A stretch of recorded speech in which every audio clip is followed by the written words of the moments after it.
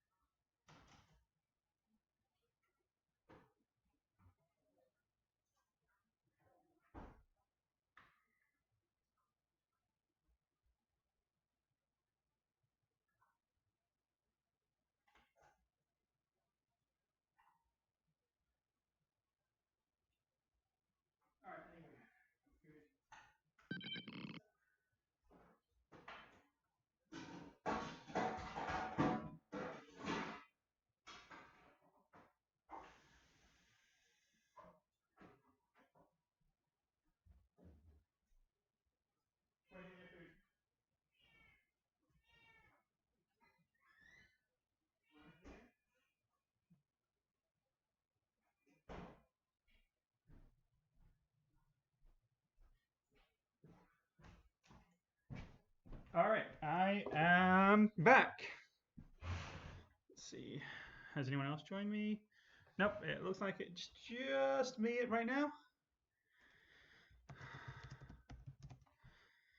Okay, so same fleet that Justin was running yesterday. Let's go have a look and see what Sam VImes has.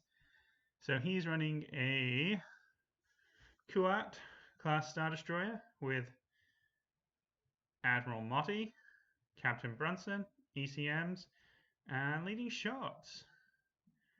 He also has the test bed with an intel officer, sensor team to get those accuracies, which can be pretty important for sniping things, ordnance experts, medical team to get rid of any unwanted crits, and orbital bombardment particle cannon. So this is actually the first on-the-go we've had on the stream so far, which has not had a title. And then he has a pretty interesting squad ball of Bosk, Jenden, Merrick Steele, looks like Mola, Mona, and everybody's friend, Hondo Hanaka. So there you go. And the objective they have chosen is asteroid tactics. So let's just go and see. I think this is probably Sam VImes' objective, but let's go have a double check on the chat.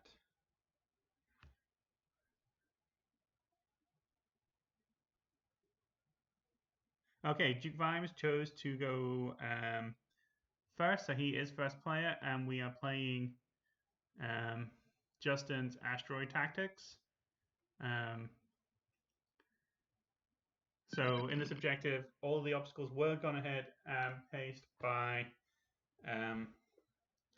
Justin. So it's not so much of a risk given the fact that his opponent does have Motti as opposed to Romedy. So it's going to be interesting to see how this goes. It's been a while since I've seen Motti on the table.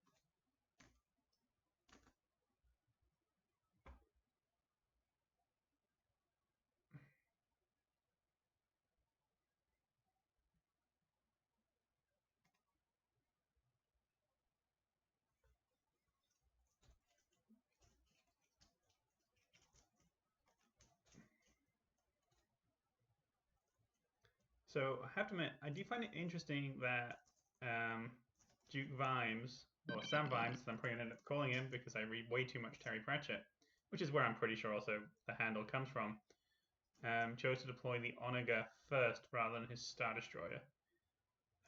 This is just a personal preference. I have no idea if I'm spewing total crap here, but I think I probably would have chosen that one to go second, so it was better positioned to provide the long-range firepower to degrade things as they come in. It's also the more vulnerable ship in that the Kuat can more easily handle the damage output from the MC-75, from the ammunition, and also the assault frigate. All right, out comes Admo. See where Justin's going to go ahead and place her.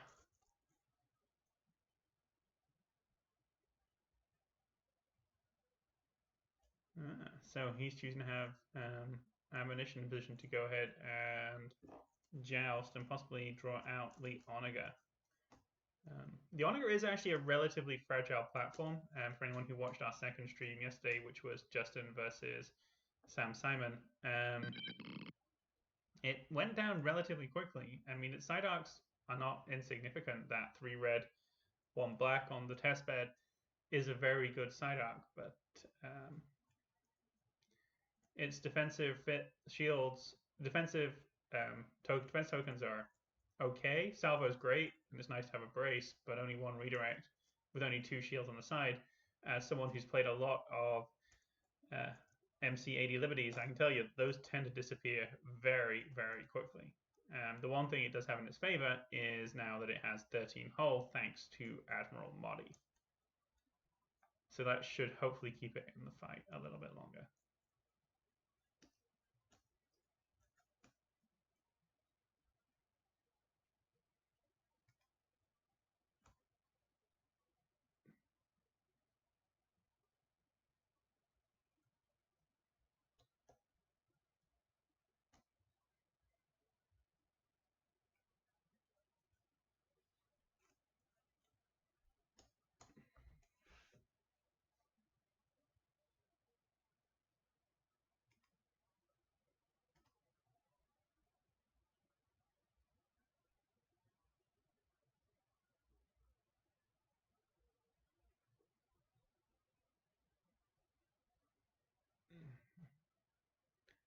All right, Sam VImes has had to go ahead and deploy his Star Destroyer, and that just leaves Justin with his MC-75 to come out.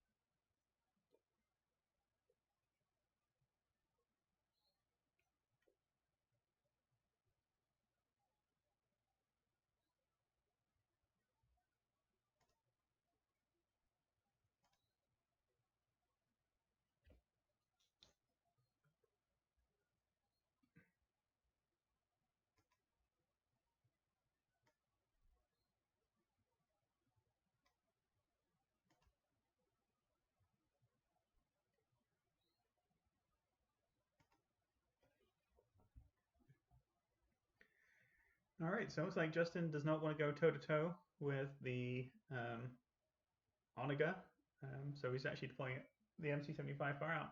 Being speed 3, it does actually have the option to go ahead and get in there relatively quickly, I would believe.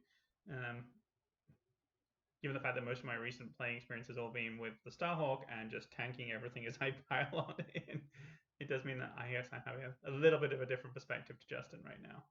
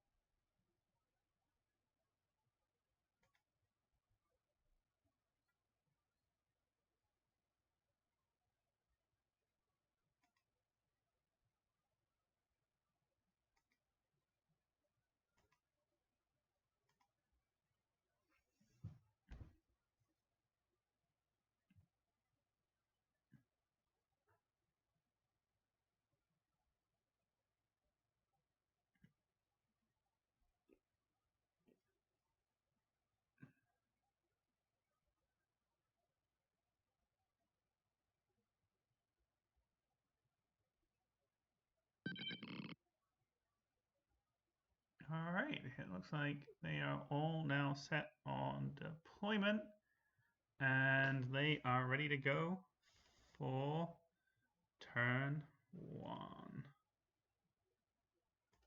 Let's go ahead and throw our dice over here. I don't think there's going to be much going on over on this side of the table.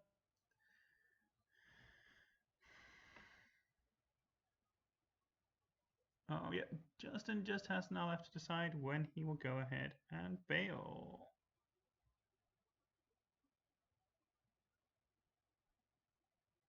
Some slight indecision there, and it will be turn 4. And the token has been placed. There we go.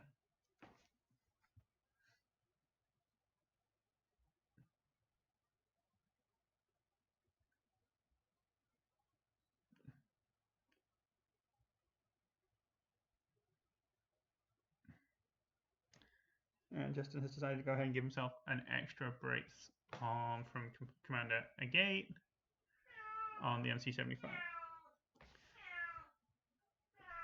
I apologize. Jedi Cat Master Yoda has come and joined us. He wishes to proclaim his general dissatisfaction with everything. And he wants more food, which I just fed him, so I think that's clearly just all a trick.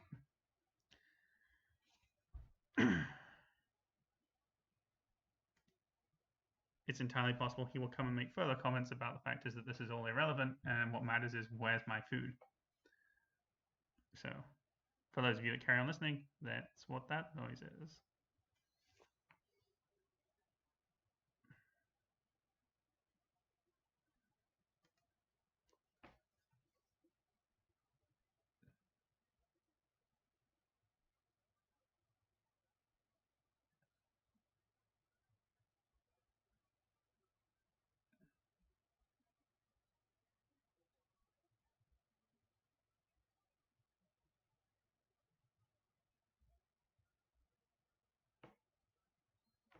Right, it looks like Sam has all his command dials set. And we're just waiting on Sam. VImes.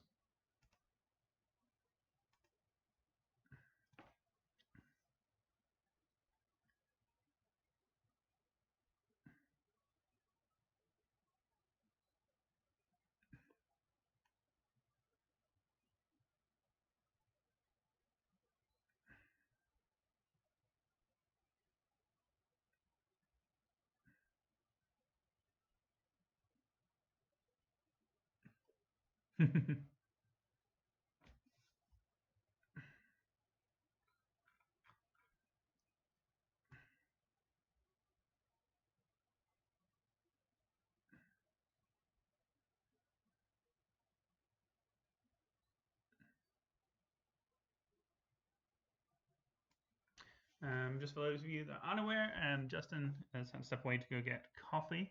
Apparently, this is much needed at what is actually 9:30 a.m. Central Time, and he's already declared that he's going to strategically advise after Duke VImes has completed his first activation.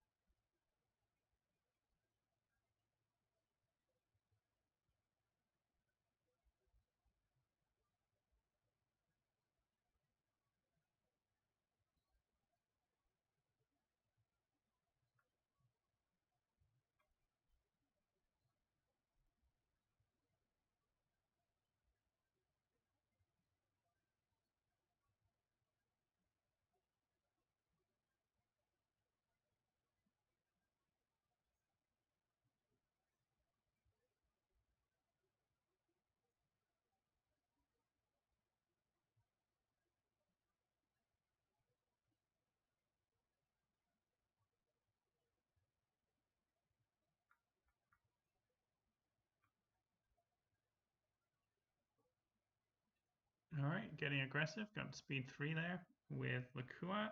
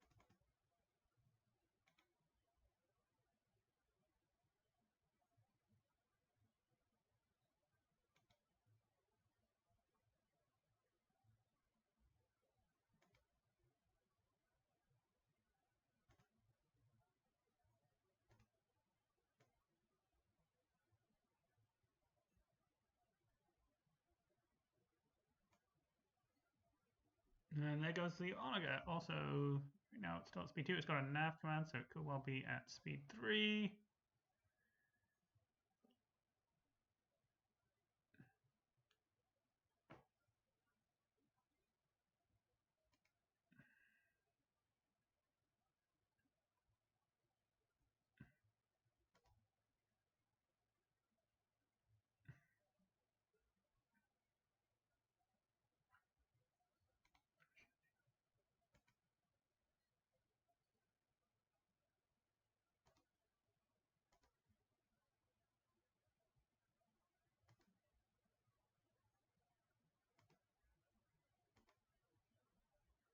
All right, and it looks like Duke VImes is all done. Just left to place is the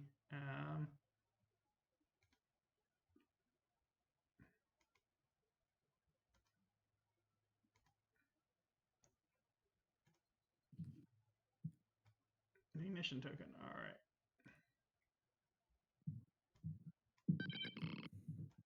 Hello there. Oh yeah, I think I have this. Bix, you there? Yep, that's me. All right, let me just go ahead and fix this.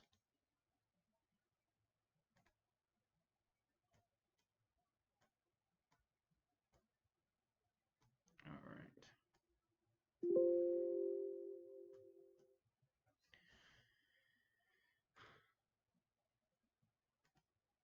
All right.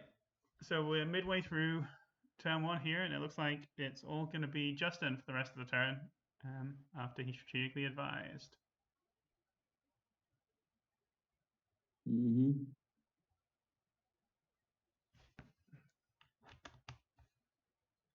Looks like a pretty good game here.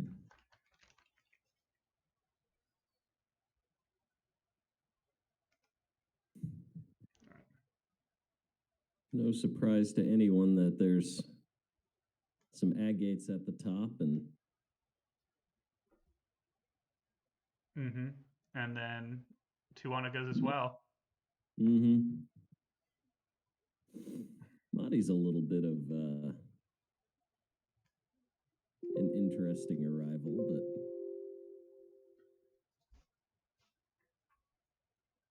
he's never unexpected. I have to admit, when I was watching the deployment, I was kind of surprised that VImes chose to place the Starhawk first. Not Starhawk, the Onaga first. I kind of felt that that might be a better one to bring out after the Kuat, so at least he would know where the other targets would be. Well, that's why he's out there and we're in here. That is very, very true.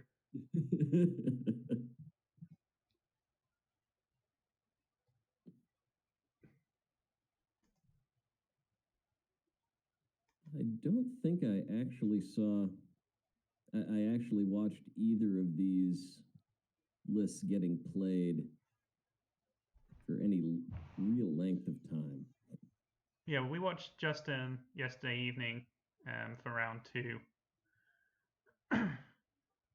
And yeah, it was definitely interesting watching how that game unfolded. Simon, it felt like, managed to get on top of him pretty quickly, and he wasn't really ever able to get into position with everything else to get the quasar that he needed for the win. All right, so it does look like that that assault frigate is in probably red range of the distance token and in arc of the special weapons arc.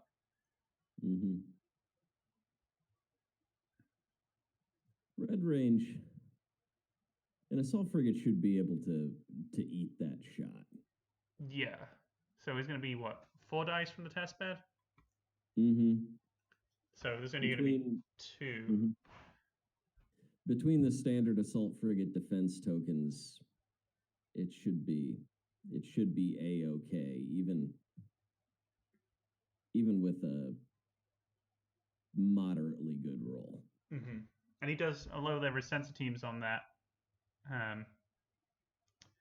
Onaga, he still does have ECM, so. All right, excuse me for a second, my coffee's percolating. Completely understandable.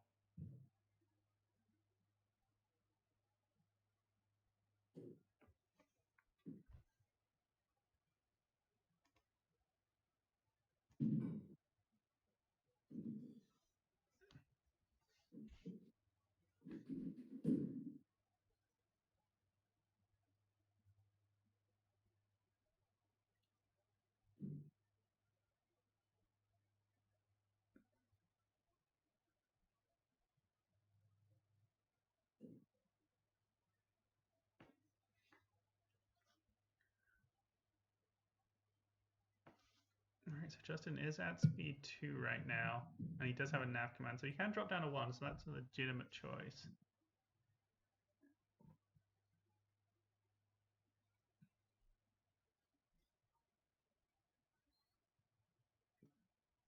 So that might be a ram.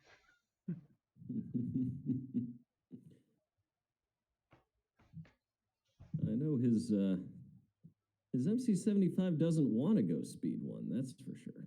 That's the problem. I mean, the other option Mhm. might be is if he hondos next turn, he can always get in a nav token, drop to 1, and then be back at 3, but then he's going to be trailing more than he wants. Mhm. I mean, the option might be to There. sidestep to the right of the table, his left. You could try the yeah, you could try that inside turn. That'll be tight, but that should work. He beat in arc, but might be out of red range. Maximum speed.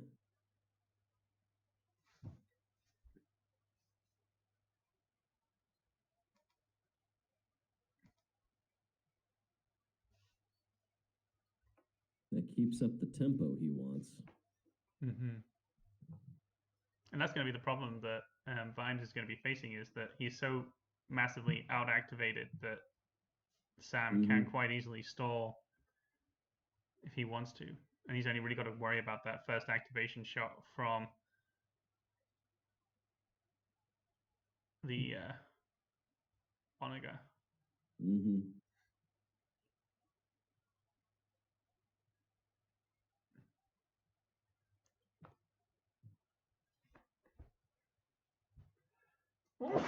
Excuse me.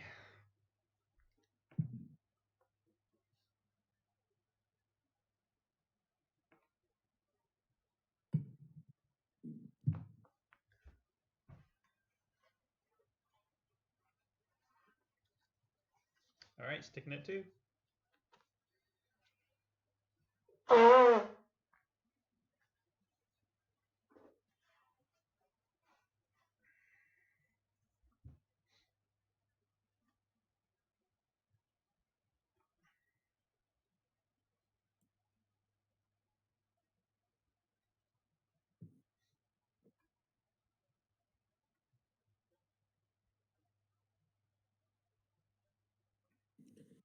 And so now we see nothing but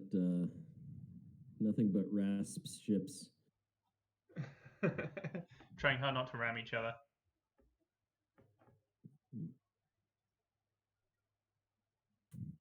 Agate flying like Akbar. I mean, the cool thing is that they do have that asteroid tactic, so they can. They don't care about any of them. At least the asteroids. They still got to dodge the debris fields, but the asteroids at least give them no penalty at all for running into. So definitely gonna be able to use those to skirt the edge of the fight. The ISD can't afford to turn into them.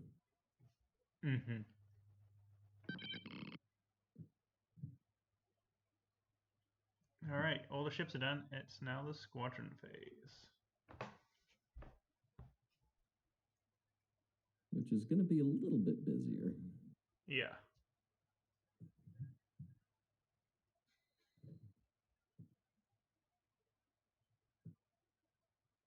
A lot of repositioning for VImes right now, and then Justin just working out where best to defend.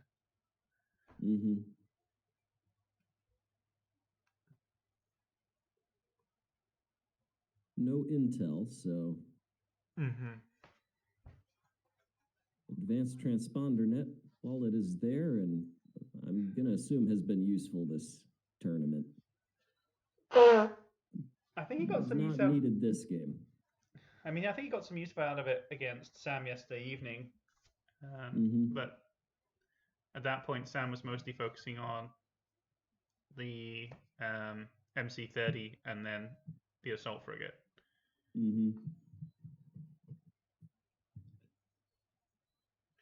But it does feel more recently that Tycho Bay has been getting a bit of a resurgence. It kind of disappeared a little bit off the map with the rise of two-ship. Just being able to just wipe that squad ball out so quickly Mm-hmm.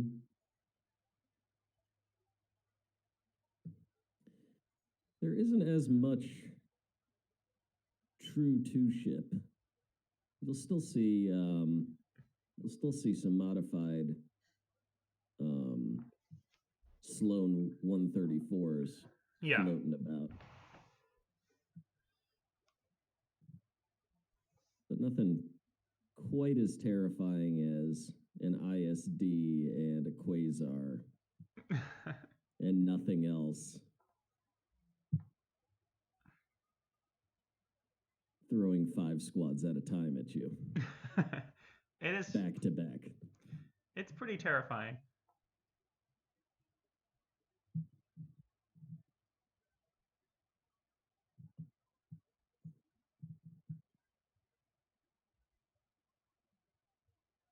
Interesting.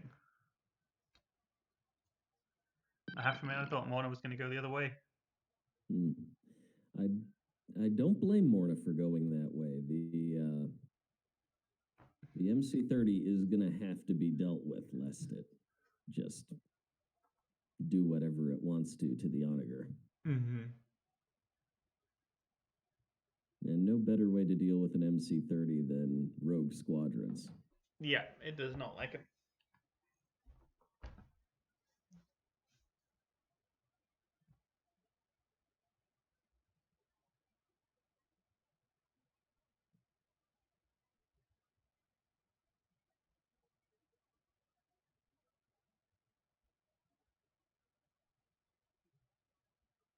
Splitting the squadrons here.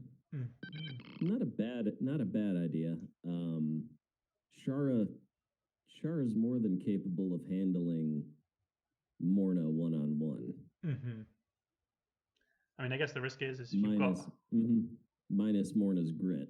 Mm-hmm. There's also the risk of Hondo coming in to toggle her. But it's going to force him to commit one way or the other.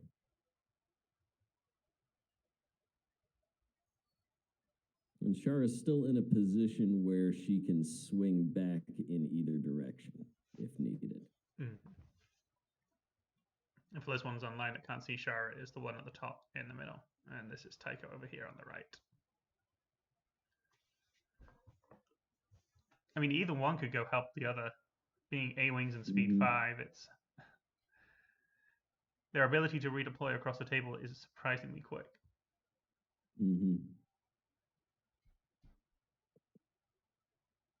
My current favorite squadron bubble right now is an 89-point bubble. Tycho Shara. 3 A-Wings and Lando, which is a surprisingly mean squadron bubble. I mean, anything that has Lando in it is pretty mean. Lando's always good as a finisher sniper. Show up to make sure that you deal the 1 or 2 damage that you need to get rid of something, because you know you'll have that damage. But the rest of my ships being A-Wings, a leader otherwise, means I'm getting those counters. And they're not bad at shooting ships.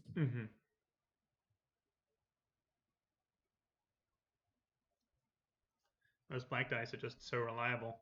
They are 2 blanks. It's only a 1 in 4 chance. What are we doing with Hondo here? Did he move him and then trigger his ability? No, just moved him up and then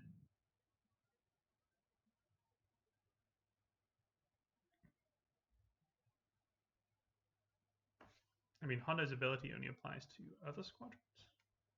Yeah, I think he flung Colonel Jendon forward. Yeah.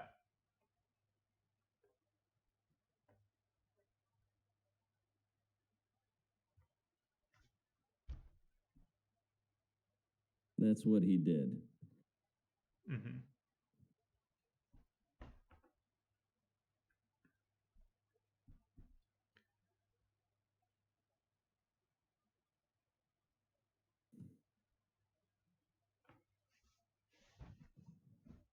It's a mean little mostly rogue squadron ball. Mm-hmm.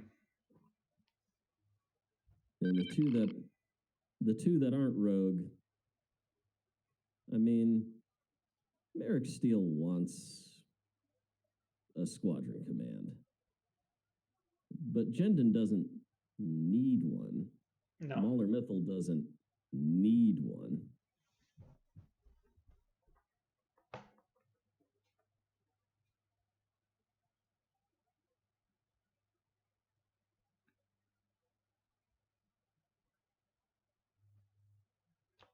So there's the other reason to commit against the MC30.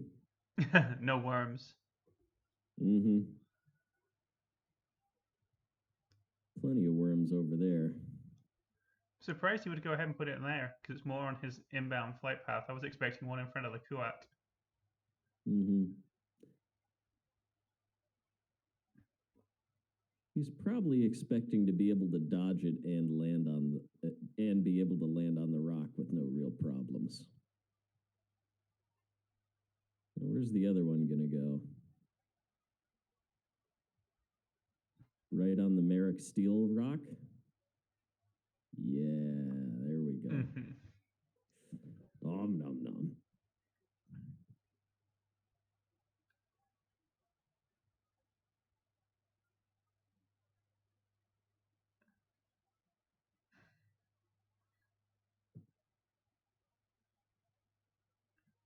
I've got to say, I love asteroid tactics. Absolutely love asteroid tactics.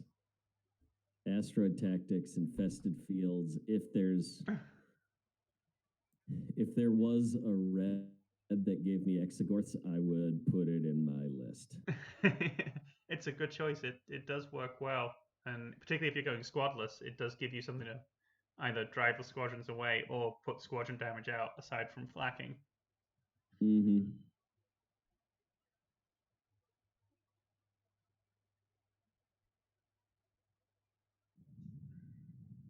Oh, I wish that there was a red with Exegorths. I love Exegorths versus squadron heavy lists. Just can't get enough. I will say, I do feel that with Rebellion in the Rim, they did do a better job at putting in the new obstacles. I kind of always felt that the main problem I had with the missions that came in with the Corellian conflict was they didn't change up the obstacles enough. Mm-hmm. Well, yeah, the obstacles added in Corellian conflict, the dust fields, the objectives using them just weren't really that strong. Nope. You could surprise somebody by including nothing but dust field obstacles. Mm-hmm. But that's all it was going to be, a surprise. Like, oh, I've never flown with dust fields before. But that's more or less the extent of the gimmick. But Exegorths, gravity rifts, Purgles, all of those are attached to some just really powerful objectives. And that's been nothing but good for the game. I feel like I've seen more of the new objectives than I did with the Corellian conflict over the last 6 months. Mm-hmm. Well, I mean, there are some of the Corellian conflict objectives have been absolutely staples Mm-hmm. of the game.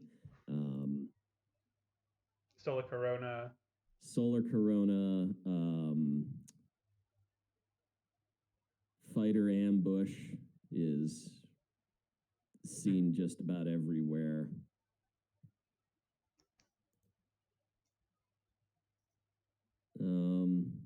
Not so much the red not so much the red objectives, although Blockade Run will always have a place in my heart.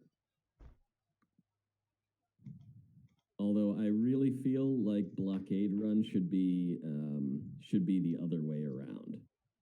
I think first player trying to run the second player's blockade would have been a lot more fun. Yeah, I would definitely agree. Because it puts that onus on first player that they wouldn't otherwise have. Mm-hmm.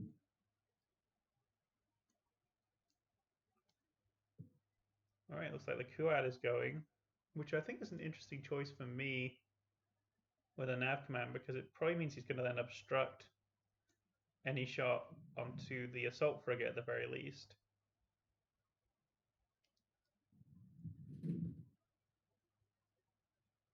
Oh.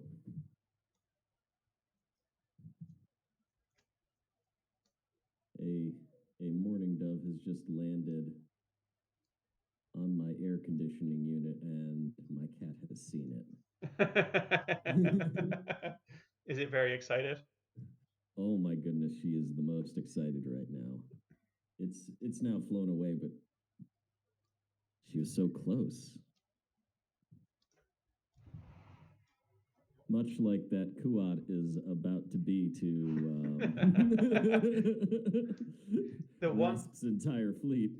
The one downside for Rasp is that he picked turn 4 for Bale. Mm-hmm.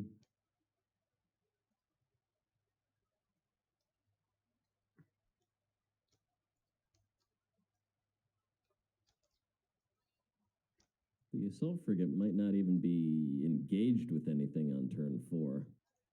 Mm-hmm. I mean, he's already got the squad token, so he can always go ahead and boarding team it. Yeah. Mm-hmm.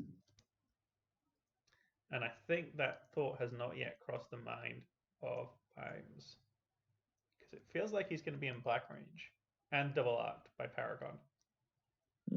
Double arced, yes. Black range, probably no. Oh, he's dropped down to speed 2. Okay. Mm-hmm. You pressed the wrong button again, I think. Or maybe not. No. I lied. He just never locked it in. I think at this point, it's up to Justin to just go ahead and strategically advise, because he's obstructed. Mm-hmm. Yeah, he's not... Well, I guess there is that shot.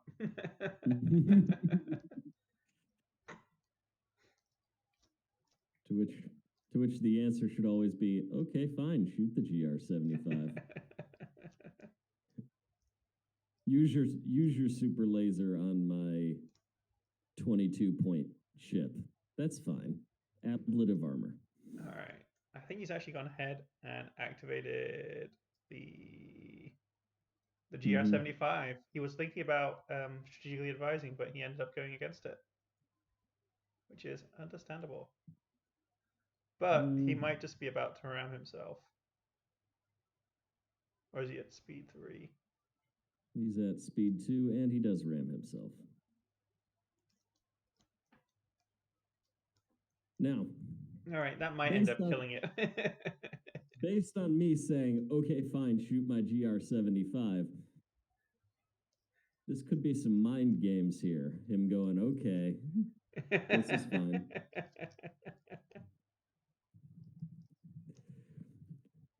Oh no, not... I tried to escape, but I didn't. It would sure be a shame if you shot me. Now that I only have 2 hull. Instead of my ships that are actually worth something. Mm-hmm. Okay, well, let's go. It's going to be red range. So even if he gets an accuracy, he's got to get double accuracy to do anything on 4 dice. Weapons team, does that require an icon, or can that be any dice? Sense team, sorry. Spend 1 die. Oh. That'll be a scatter. Mm-hmm.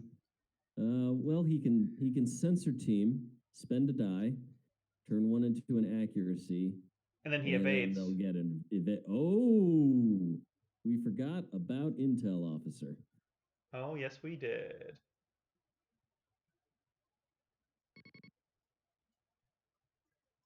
Oh, he's going to eat 2. He's going to keep his scatter. So that's a 1-hull transport.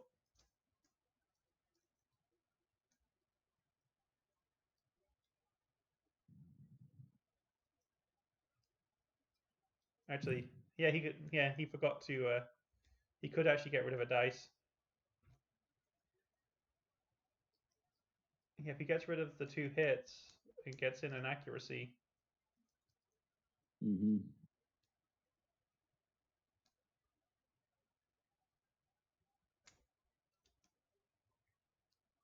Sensor team might help force him to use the scatter, as opposed to just bringing him down to 1 health. Because he'll be down to, if he does sense team, accuracy is the evade. He's down to 1 health with a crit if he doesn't spend the scatter. Mm-hmm.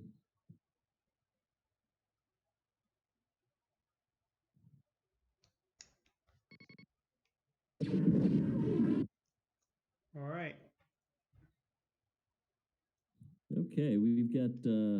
I'm getting a report from table 1 here. Looks like Aresius got the first blood in the other game, killing a transport and black squadron at the top of round 2, and the Hawk is currently on 13 hull, which means very little. I'm more concerned about what kind of shields the Hawk has, because I mean, honestly, when you're flying around with, what is it, 16 shield and 14 hull, okay, some hull damage has been dealt. Was it a ram? Did you punch through shields? What's going on here?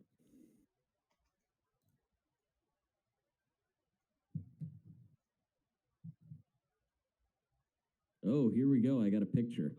So it looks like we're down 9 shields. Right, left side shield is out completely. Front shield is down to 1, and right and rear are still at 4 and 2 respectively. Mm-hmm.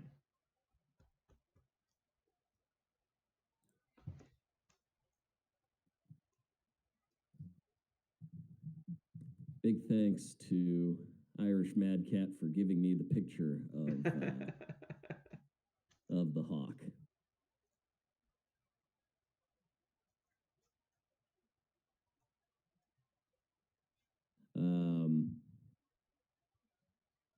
I will say Aresius's Hawk is just a absolutely tanky little jerk.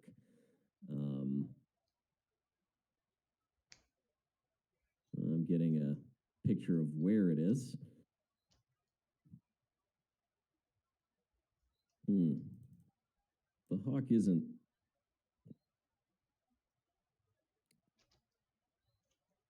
The Hawk isn't exactly in a safe place. Looks like the Onager will still be able to do some things to it.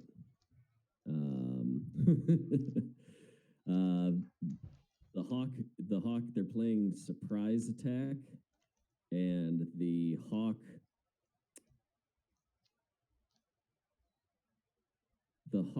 just got turn 2 squadron rated. So his usual plan of going Hawk transport, and flinging all the squadrons at a problem is not happening.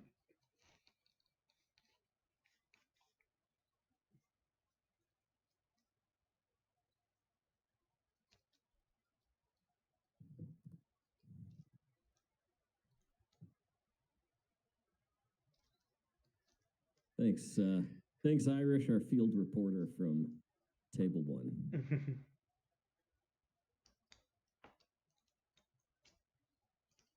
Not sure if he's worth staying at speed 3. He does have a nav command, so he can drop down to speed 2. If that might not be the better choice.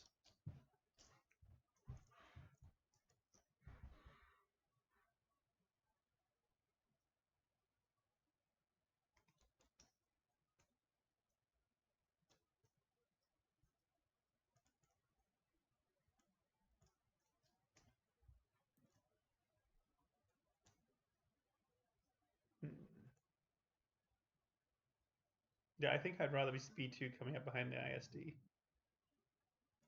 I don't disagree. Because otherwise, I mean, it's pretty clear that Justin's angle of attack is going to be coming through the front. Mm-hmm.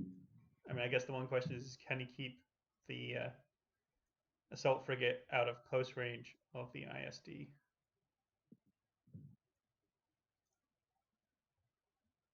It does unfortunately overlap Bosk. So he's gonna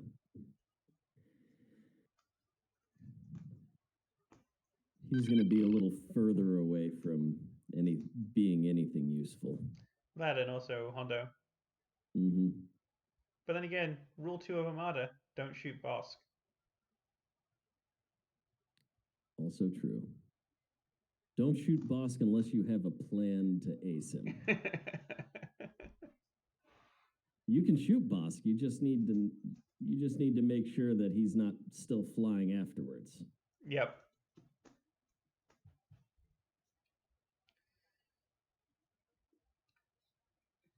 We did much like the rule of don't shoot Shara. No, you can shoot Shara. You just got to have a plan.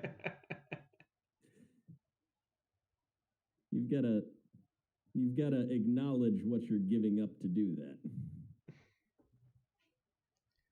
Having said that, Shara has had a great love of rolling 3 accuracies on counter for me.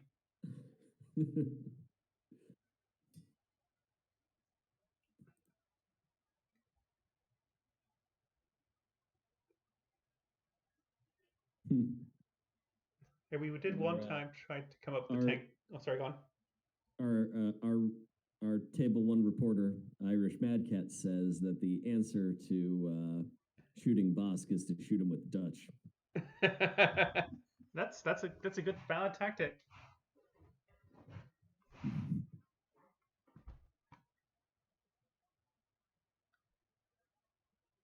Ooh, the Onager shoots the Starhawk, and well, let me just read off the roll for you, okay? Okay. Bear in mind that Admiral Ozzel gave his life for this roll. Okay. There are 6 red dice. Mm-hmm. Crit, double hit, double hit, double hit, crit, accuracy. Ouch. 3 black dice. Hit, crit, hit. So that's 1, 2, 3, 4, 5, 6, 7, 8, 9, 10, 11, 12 damage on the Hawk before tokens. So that's almost certainly getting braced, redirected, and contained. If he, well, there's the crit effect, but I think Sam had the splash effect. Orbital bombardment cannons. Mm-hmm. OP cannons. Mm-hmm.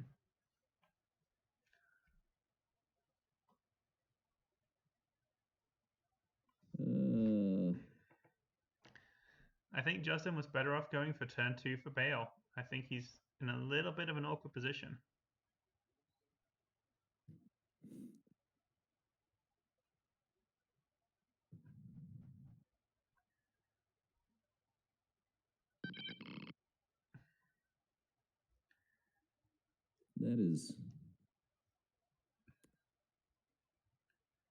That is going to hurt. That being said, an assault frigate should be able to eat an Onager shot, but it can't eat an Onager and an ISD. Yeah. I mean, it might limp away. It's not guaranteed. It's very not guaranteed. Mm-hmm.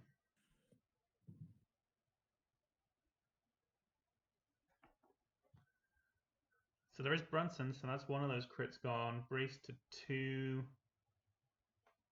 Redirect.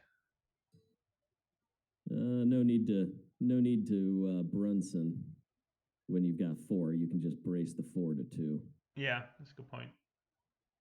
Mm-hmm. save that Brunson if there's a double coming from the side of the 70-foot. Yeah, exactly. I'm gonna go grab some more coffee real quick.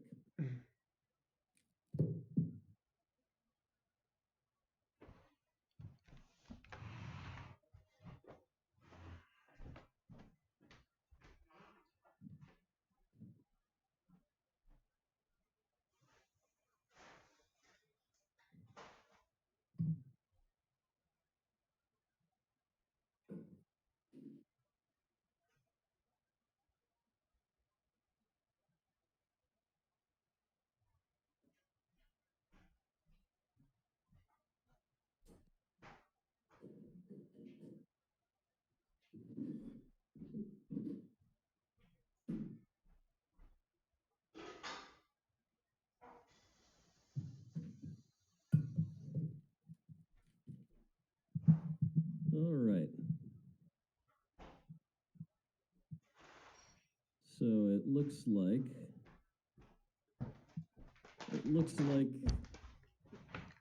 I am back as well. Okay, it looks like Agate burned for table 1 reporting. It looks like Agate burned one of the braces and the contain. Mm-hmm. So we've got the the 2 redirects, a brace and a salvo remaining. Mm-hmm. The Onager is now in natural blue range of the Hawk, with Vader's Gazanti obstructing. Ooh.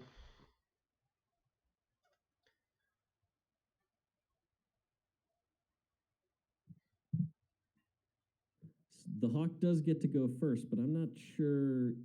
With a maximum speed of 2, they might be able to get out of ignition range. They might.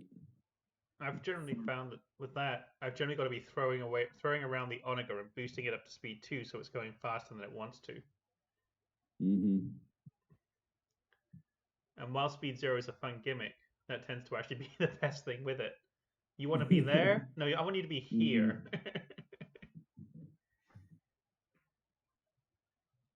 Well, we will see.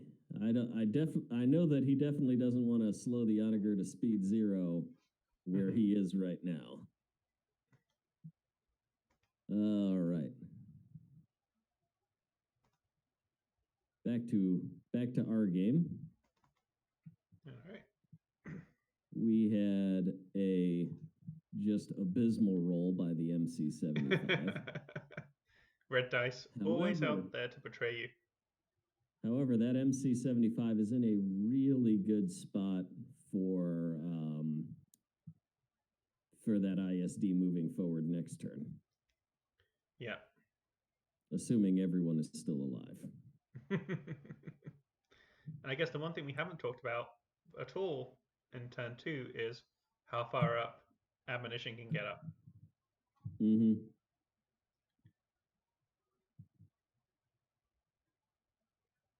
Because that Onager really doesn't want to activate first. No. With the ISD where it is. And if Admo can get into position for an attack run,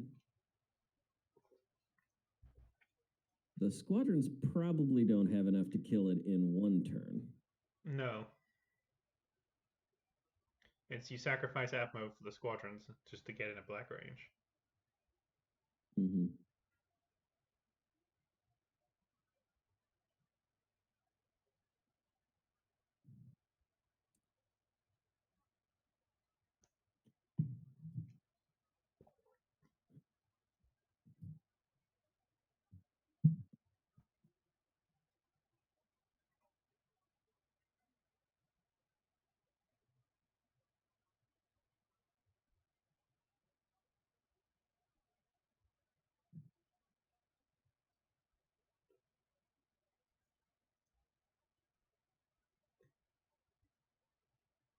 Which it's not going to do. That's interesting. That's not necessarily what I would have chosen to do. And it looks like we're all into squads now.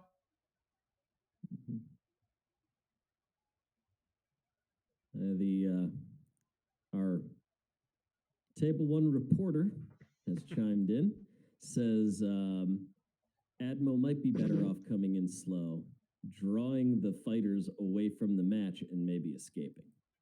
Mm-hmm. Well, that was a pretty poor roll against one. Oh, you hate to see that you hate to see that as the rebel player.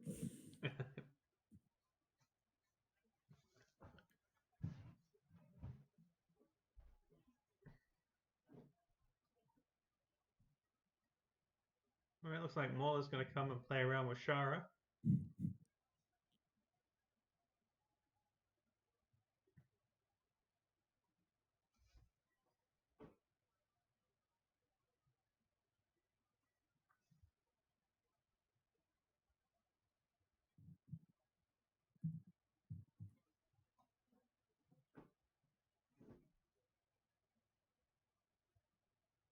And this is the point I would expect Mauler to come in and jump the front of the MC30. We've got something interesting going on at table 1 here. The jump master was just a little too close to the fight and got activated by Dutch. So mass repositioning is now off the table.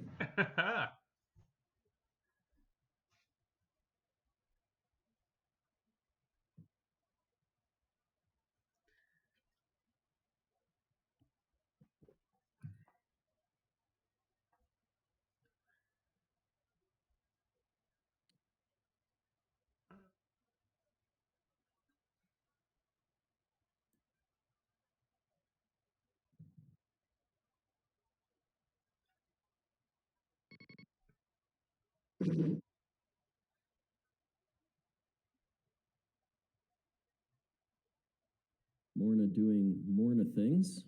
Mm-hmm. I mean, at this point, he's probably just better off re-rolling that accuracy. It doesn't buy him anything. Yep. Mm-hmm. There you go.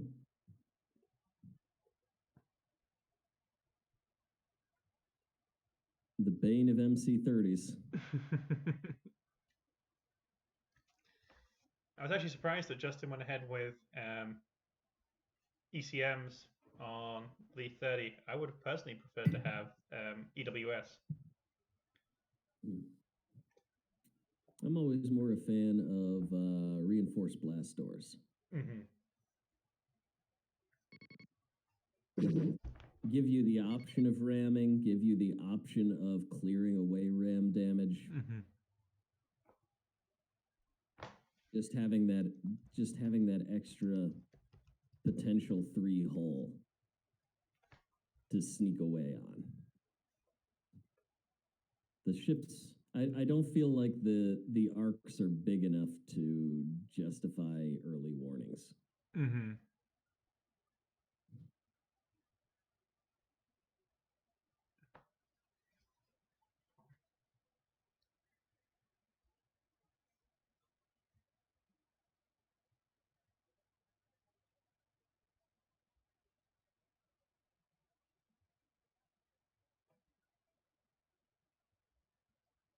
It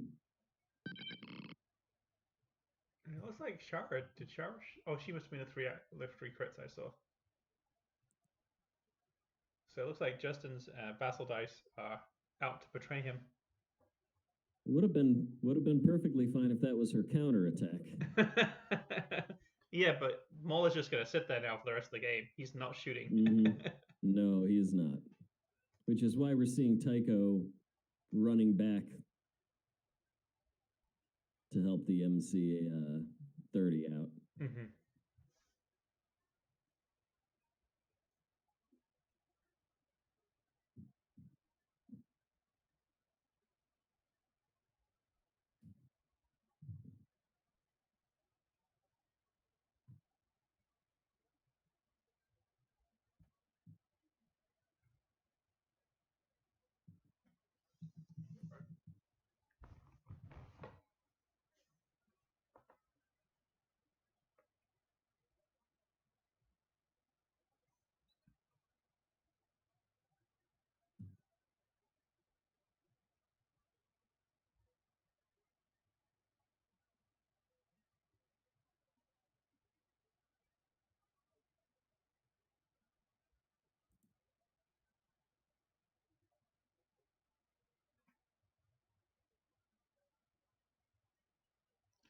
Gender and temp spawner to go again. Oh, that's a terrible roll.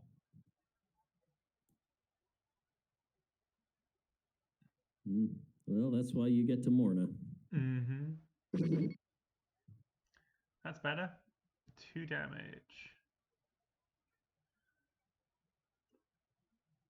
And an accuracy that doesn't really matter because of ECMs. Well, shows what we know. Go ECMs.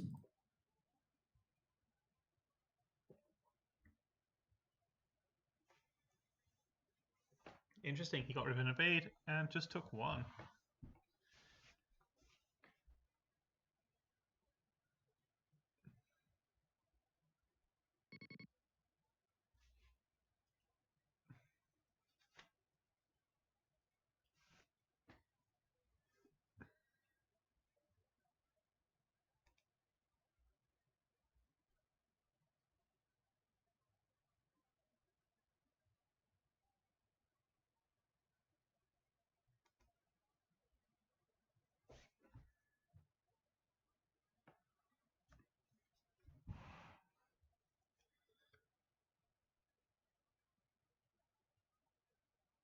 Let's see where he's going to go ahead and put.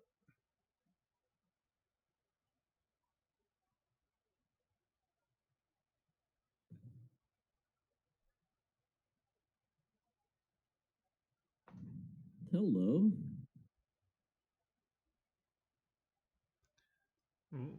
I mean, it's bomber, 2 blue. Mm-hmm.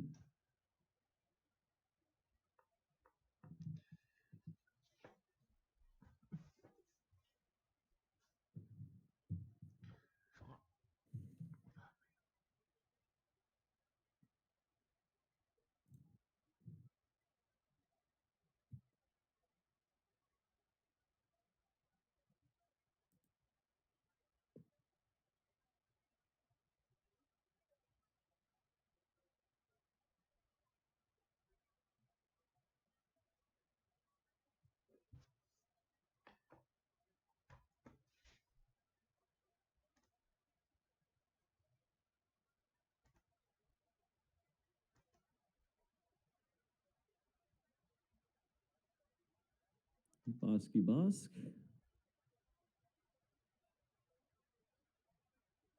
What direction? And he's going north. All right, we've got. I have reports that Reimer is being used to circumvent the table 1 blockade. He is very, Salvo rolls doing no damage to squadrons, and possibly Ruthless having been forgotten. Hawk health check is not good. We have, I need to correct myself. So Concord title, so it's double salvo, I believe. Mm-hmm. Double salvo with Concord. So I think we've got brace, redirect, salvo. Onager is in position to bring the pain, but Hawk will get to go first.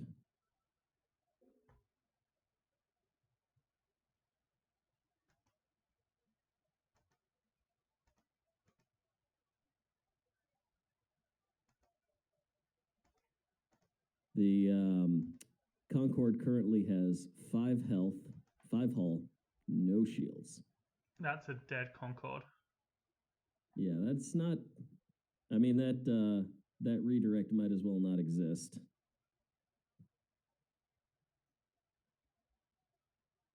Not good times for anybody involved. I'm being told that all other defense tokens are burned, so it's in fact 1 salvo, 1 brace, 1 redirect. Not a good time for the Hawk. Nope, not at all. Sam may have his revenge.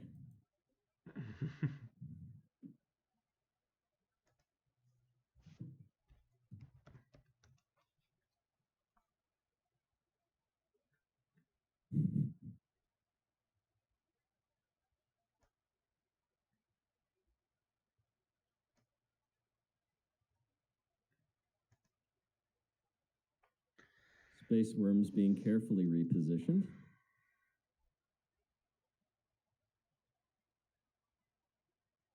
To not only hit the fighters, but also to block the Onagur's ignition shot.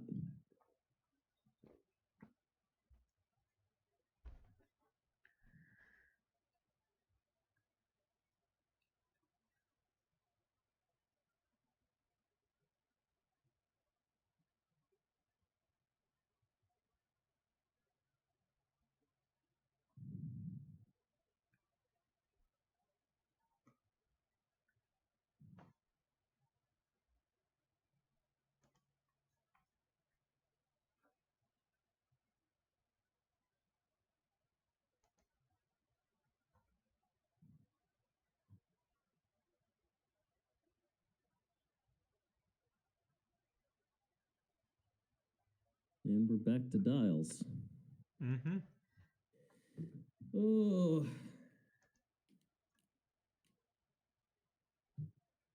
That's a lot of potential onager damage sitting out there. Or not onager. Not onager. Exegorth. A lot of potential Exegorth damage sitting out there. Let's just hope that Justin's dice turn around, because that was some really bad dice rolling on the last attack. Yes, it was. All right, this is. You know what? You know what would have been an interesting trick? Running Bosk into Exegorth range. But then there's the possibility of him getting locked down forever. Like those guys are going to try to be. Do we have a squadron dialed in is the question. Mm-hmm.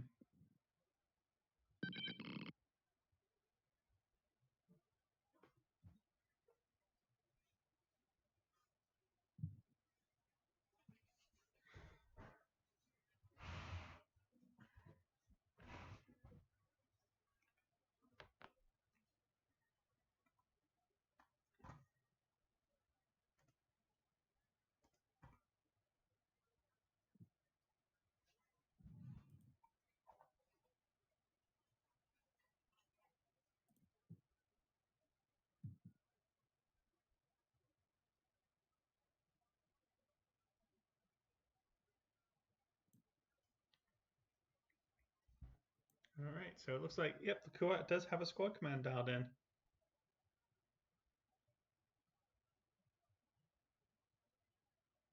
And it's going to open up by Hondo going in on the assault frigate.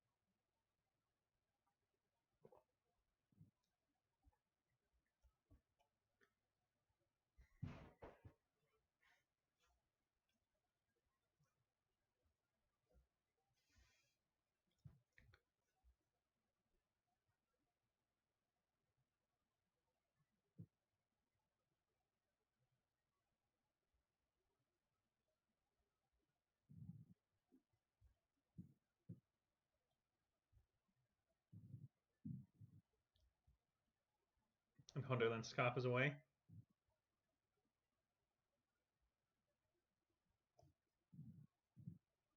Looks like we've got ourselves a different plan. Oh, shooting at the flagship for 2.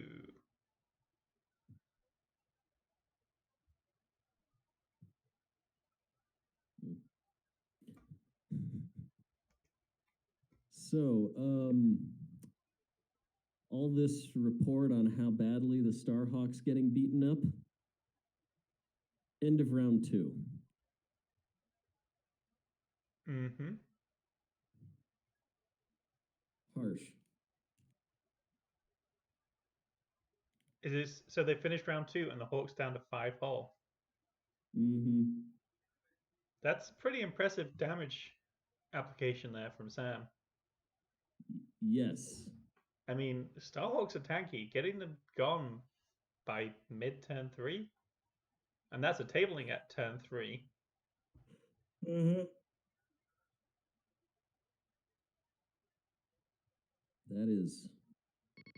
That is rough.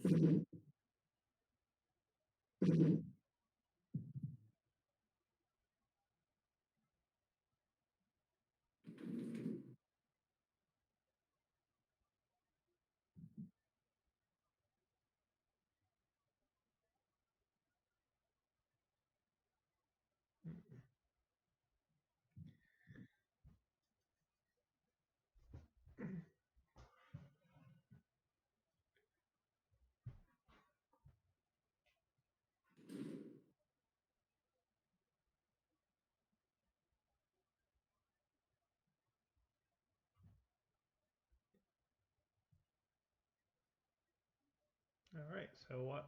Now both squads are gone. What is the quad going to do? Well, I guess move Merrick away from 2 Exogoths.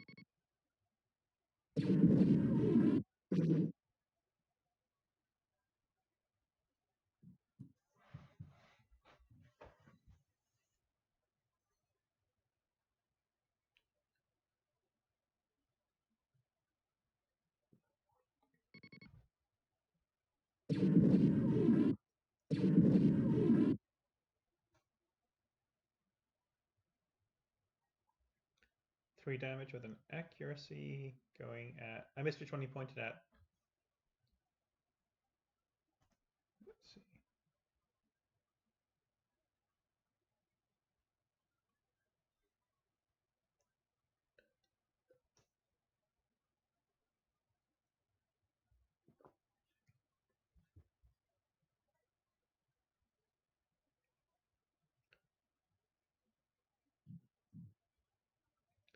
Shooting at the MC-75.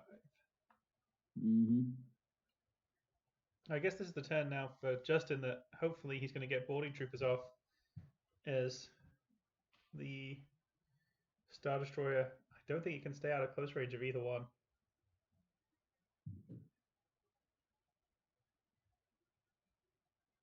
He can. He just won't like it. What did he flip up for his? Oh, Squadron. he flipped up a squadron. No, never mind. He can't. He does look like I was gonna say if he navigated, he could have burned the token and stayed at speed 0, Mm-hmm. which is always a hilarious option. Not usually a good option, but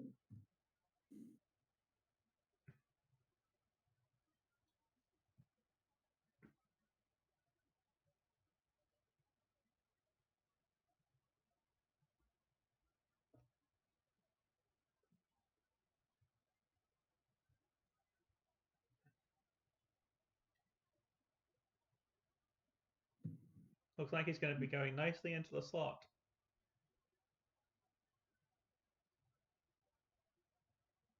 And that MC-75 does have ACMs, but it is also a Modi Star Destroyer, and 14 hull is so much to chew through. mm-hmm.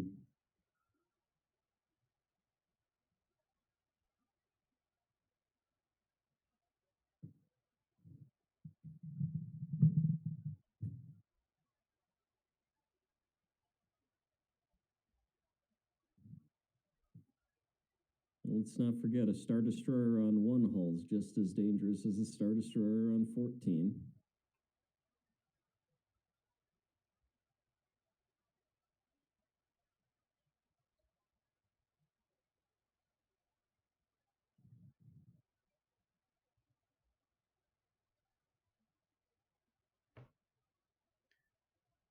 Take the ram. That speed 2. That's going to be a ram. Mm-hmm.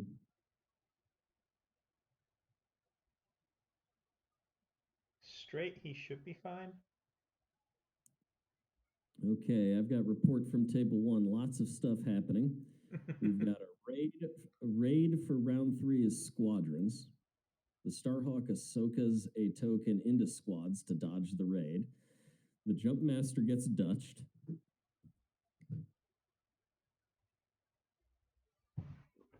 And that's where we are right now.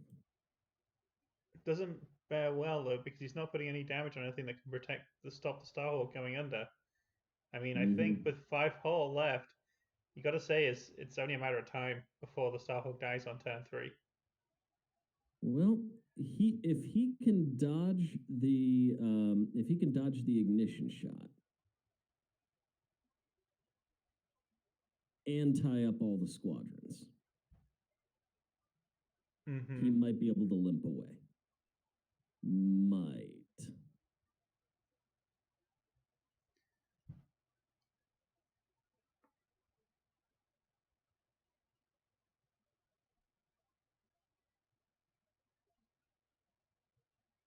Come on, VImes, lock it in. I mean, if you're not going to take the ram, there's only like either you're there or you're there. Or you slow to 1. And 1 still puts you in black range of everything, so 2 is probably the better bet because it means you've got an option for a speed 3 exit next turn. Right. Lando has murdered the Vader flotilla. That helps.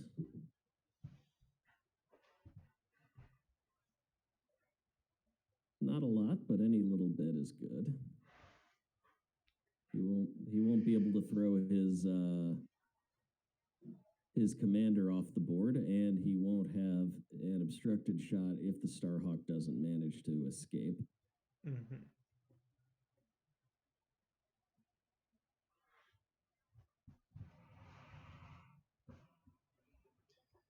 All right.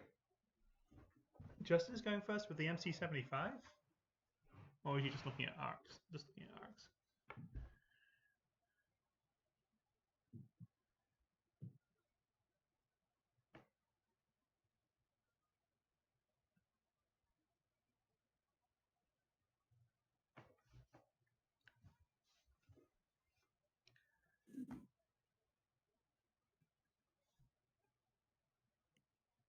Okay, it will be the assault frigate. And there goes the boarding troopers.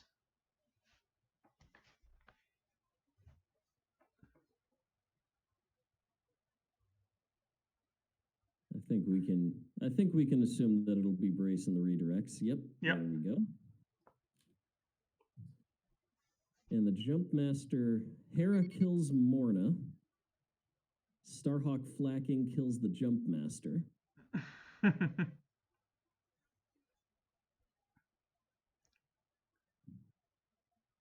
So it looks like he's going all in on.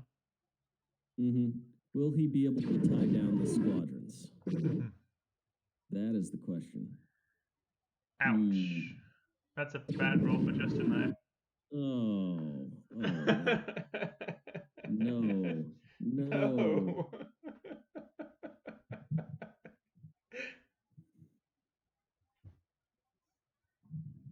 Only 2 damage. Ugh, yeah. Ugh. The joy of assault frigates. That floor is so. The ceiling is high, but the floor is so low.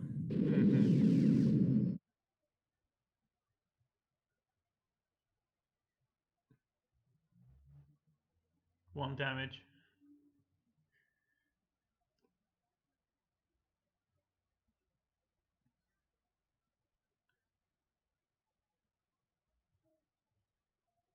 Okay, all the squad ball apart from Jendon is tied down on table 1 there. Can the hawk escape? Waiting. Can the hawk escape without running into the squad ball? Oh, ooh.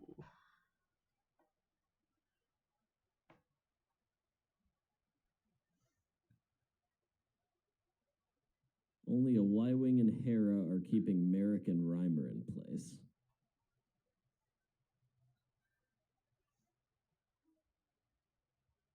Which means that Hera's keeping Merrick in place and the Y-Wing is helping with grit.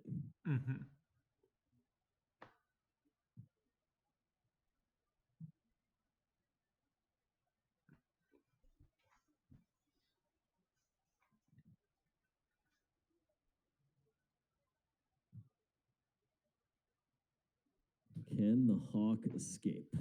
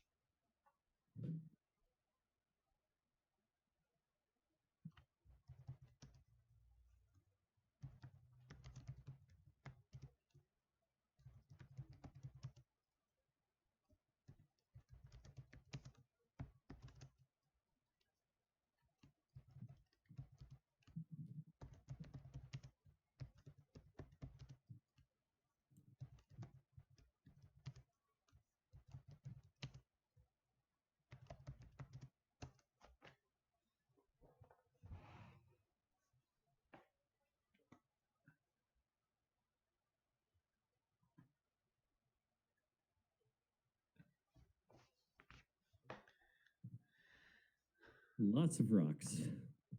Ooh, and also an Exegorth. But the Exegorth's the only one that matters. That's interesting that he chose to go that. I thought he was going to stay at speed 3 and try and get further away from the token. The joy of asteroid tactics.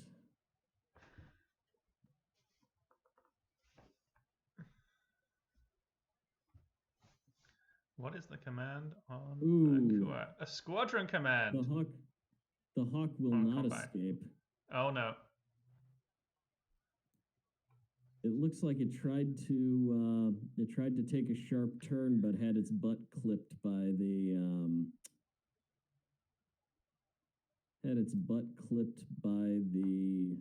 flotilla, I think. His own flotilla, or his own flotilla. Oh.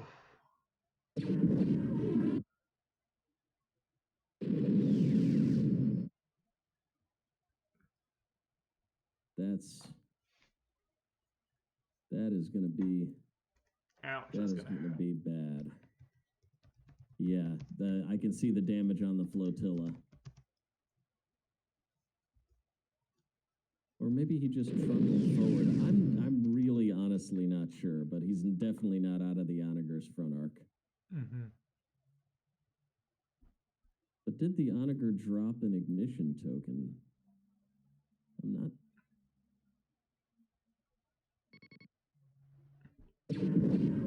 I'm not actually seeing an ignition token anywhere on the board. I think the Onager thought that he was going to escape and didn't bother. So that he could have the front arc shot.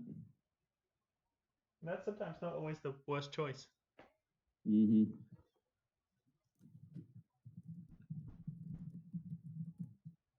8 damage with an accuracy. Asking for clarification. He just moved forward, straight forward, speed 1 with no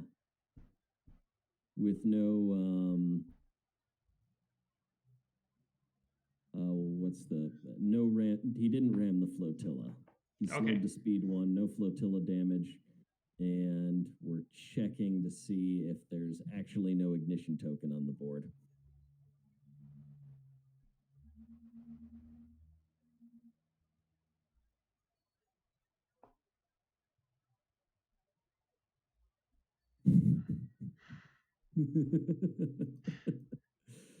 Oh, sorry. Catching up on some late reading elsewhere. My friend who lives in Kansas City says that he pulled the cover off of his motorcycle and discovered 2 packages of buns that disappeared from his kitchen months ago.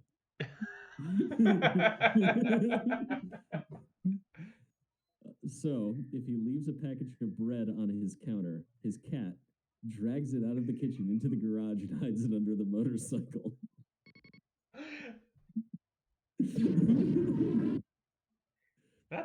That's a mean cat. I'm pretty sure the cat was a stray that adopted him. Ah.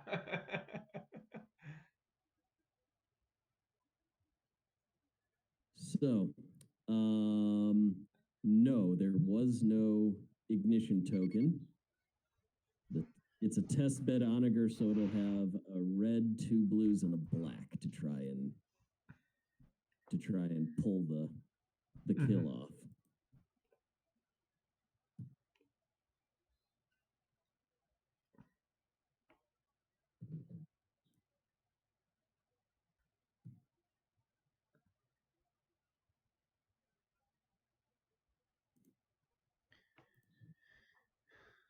So the MC75 is down to 6 hull, no shields on the side, and discarded the agate brace.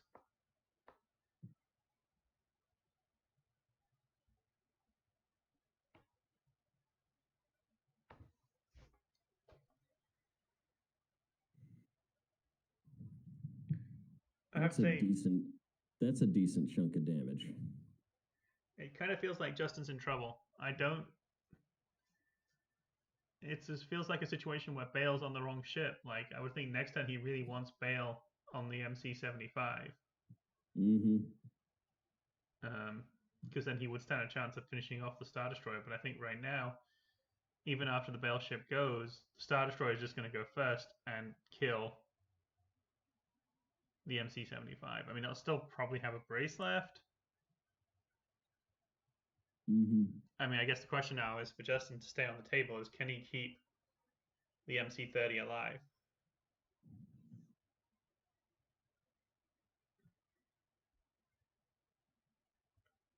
Or the assault frigate. Mm-hmm.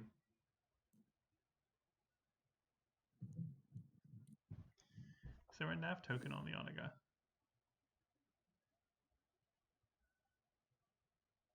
No, Comfire.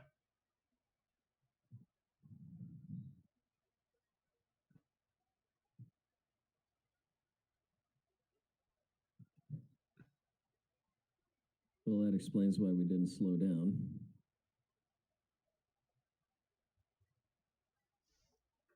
Is he overlapping the Exegol flare? I think he might be. Yep, and he changed his front shield for it.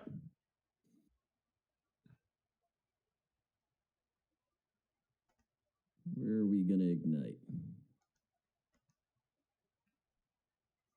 That seems as good a position as any.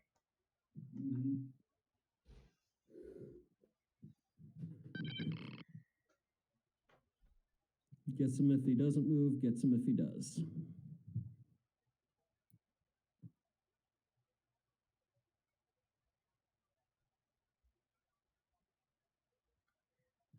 Squad command on the transport, I think.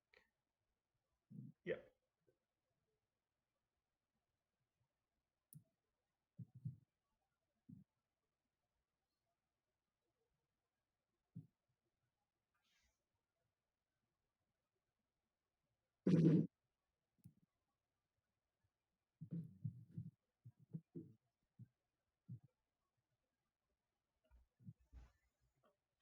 I'm actually surprised. I thought it might have been better bet to go after Mauler to then bring Shara over to tap Merrick. To try and kill Mauler and then bring Shara over to try and pin down Merrick. Not Merrick, Morna. but probably the most damage you're going to put on him anyway is 1 if you get an ack and 2 hits, so it's still going to be alive. Mm-hmm.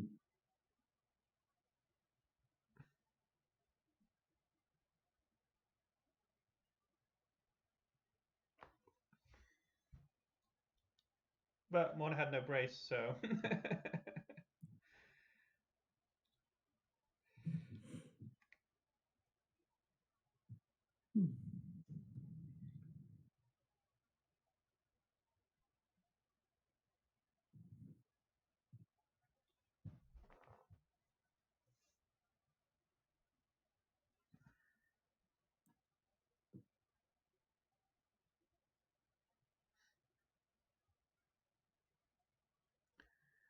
Any update from table 1?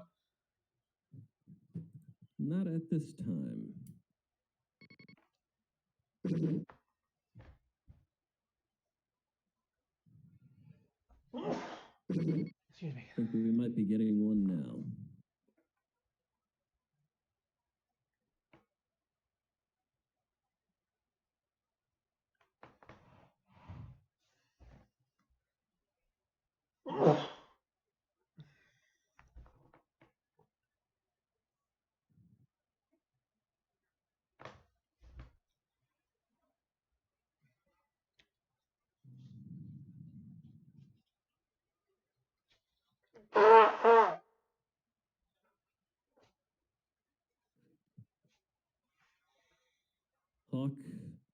Hawk has its top dial changed to a repair by Leia, and the onager shoots.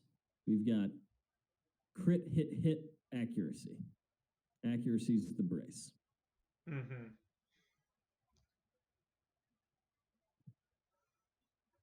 So a gate's going to kick in, brace it down to 2. He's no more contained.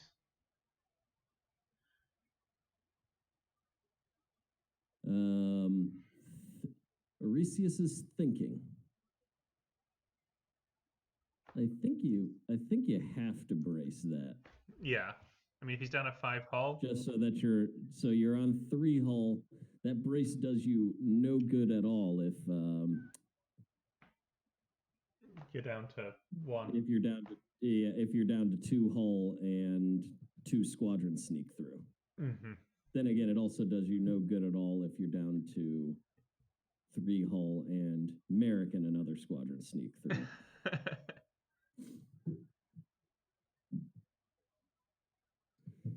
No good results. Does not use the brace. Just kind of counting on no squadrons being around. Salvo's back 3 damage.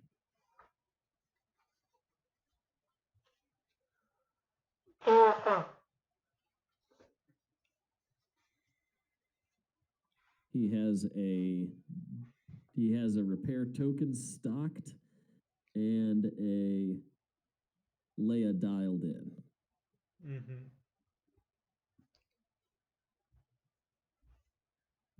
So that's 2 hull back? Or maybe 3 shields somewhere. Maybe. He does have the redirect, so he could go for shields.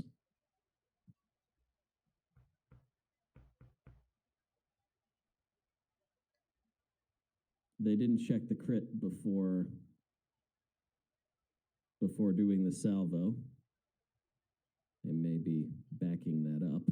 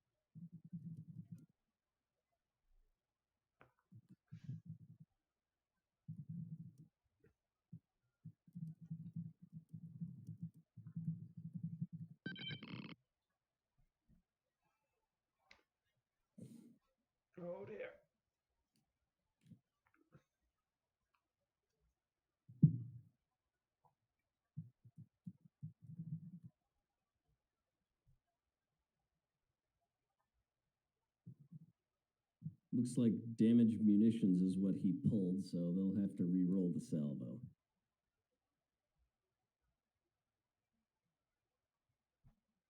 Two damage back on the salvo.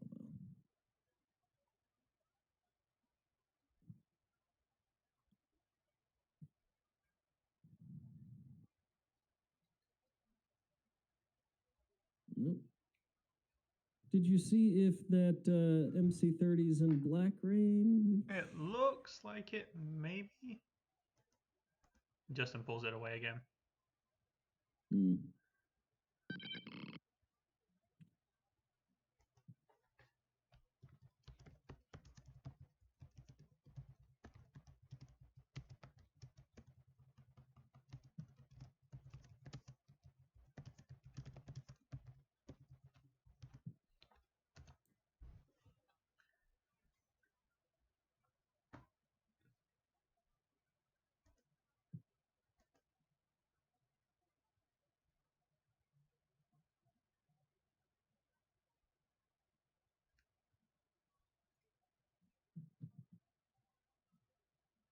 Yeah, he does have side arc, black range on the back of the Onaga.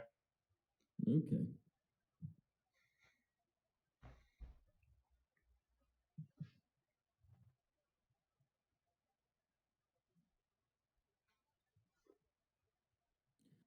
Onager lands directly on top of Dutch, and then Dutch slides into Muller, Reimer, Harrow, Y-Wing,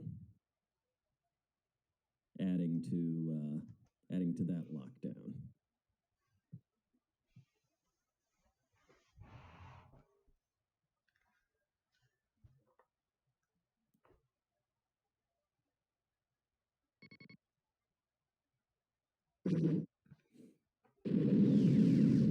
All right, front to front from the MC75 on the.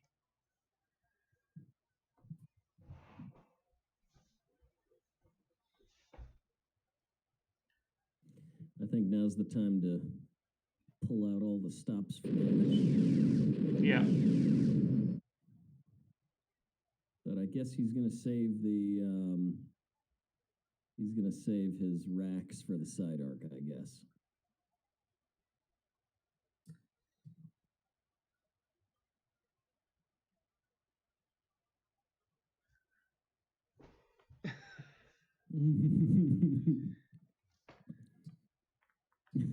Oh, Brunson.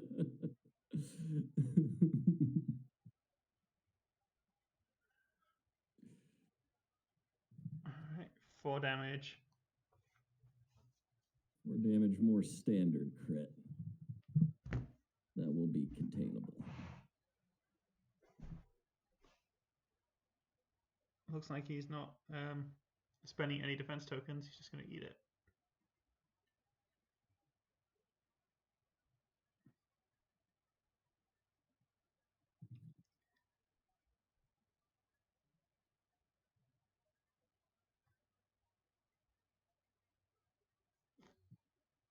Table 1 has a computer malfunction. We're taking a quick break from Table 1 while Sam restarts his computer.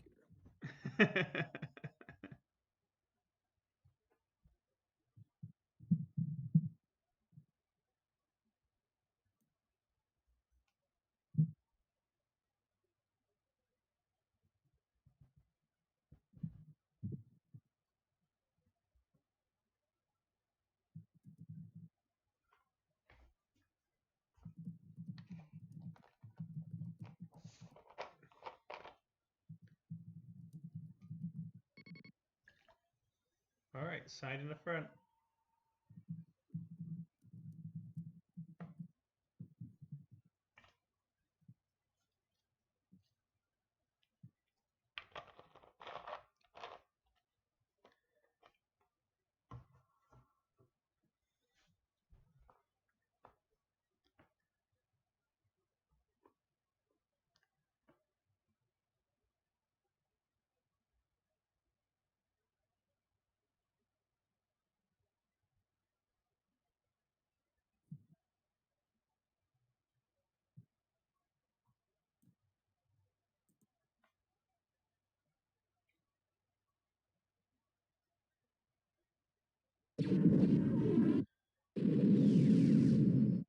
Gotta pop those extracts now.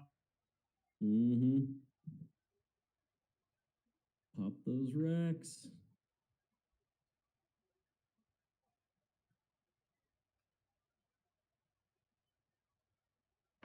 Maximum racks. Come on, let's go.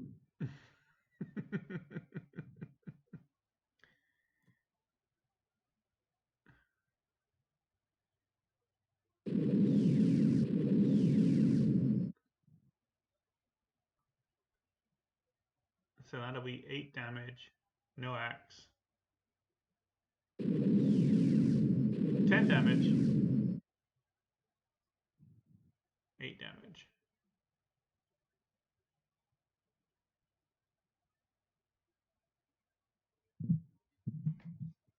I think I probably would have left that one as a blank. As a hit. Just reroll the blank. Yeah. Yeah, probably. Yeah, sometimes you gotta get greedy.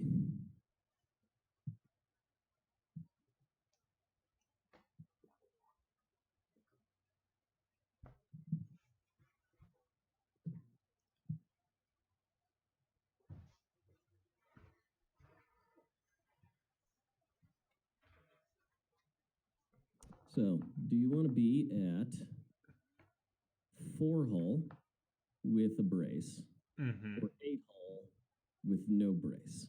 8 hull, no brace. Undoubtedly. Undoubtedly. No And he question. can still redirect. I mean, he's still got 3 on one side, so he's going to lose 1 on the right because of ACMs. He's going to lose 1 on the left. So he can brace and redirect and be left with so 10 6 hull. 6 hull, no brace, or 6 hull with a brace, or 10 hull with no brace. 10 hull with no brace. It's always better 10 hull with no brace does sound a bit better. Except his grace disagrees with us. And we'll eat 8 damage. So be down a 6 hull. I don't know. I feel like blocking 4 damage is like a pretty good use for a brace. He might be expecting to get. I mean, if you can use the brace twice on 2 attacks that both deal 6 damage exactly, it comes out in your favor. I guess the question is, does Paragon does have him double arced and does also have an because that Exogoth's going to be gone.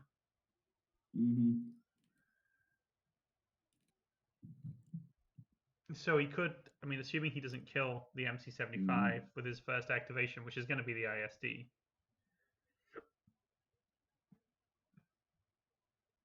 I like this inside turn. I like this inside turn. I love this inside turn. And this would be ramming the Star Destroyer. Ram the Star Destroyer, flip around 45 degrees. I love it. I love everything about it. Do it. Lock it in.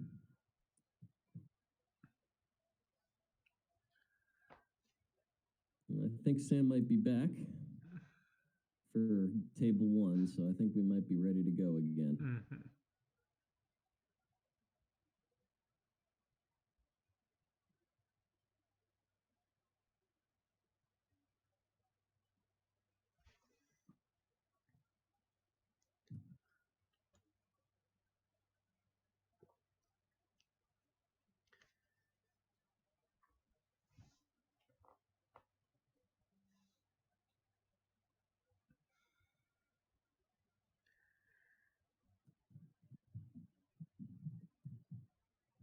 I think maybe Justin's worried about giving up the double arc, but that's just going to ram the Assault Frigate there. It's not going to ram the Star Destroyer.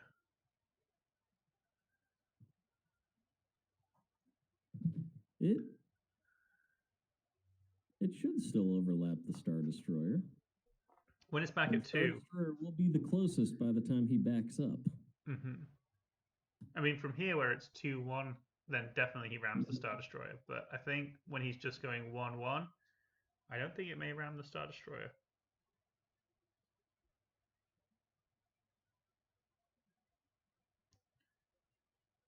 Is he concerned about losing the double arc?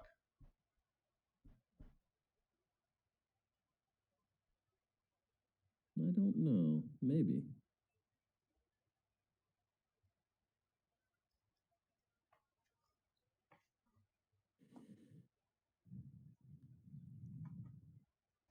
Just believe in the Paragon double arc that believes in you. You can get that ISD. Yeah, I think so.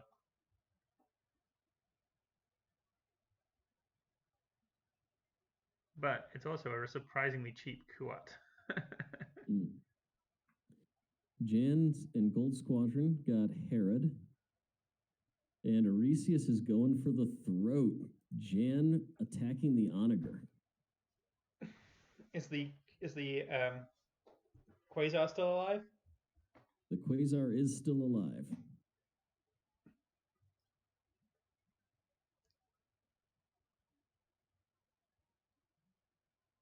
All right. Does he have a double arc here?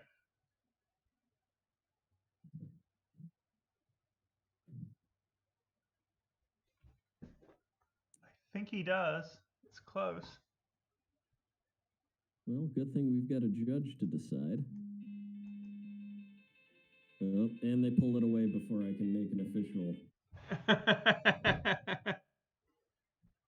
And we've also got the 1 hour warning.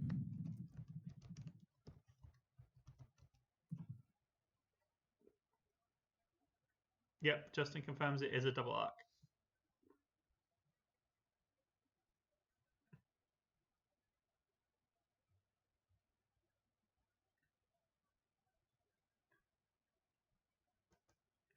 By the skin of his teeth.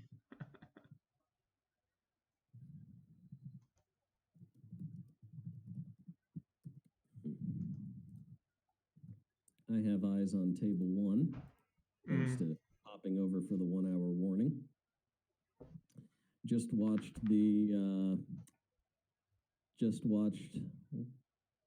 Gold Squadron roll a crit. Ouch. But they may have been shooting a squadron. I'm not sure. Because I don't see any. Maybe damage cards got dealt. I'm not really sure here.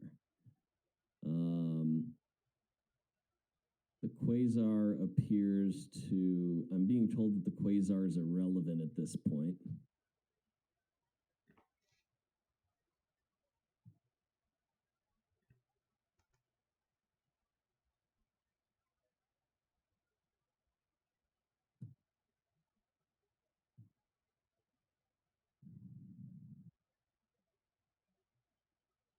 Oh, Busk is going for Tycho.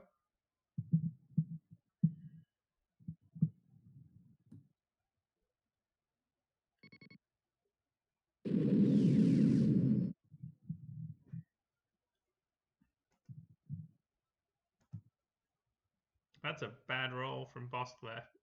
1 damage on Tycho. That's unfortunate. To be fair, he's due some bad luck on the Vassal dice. Justin has not had a good run with it so far.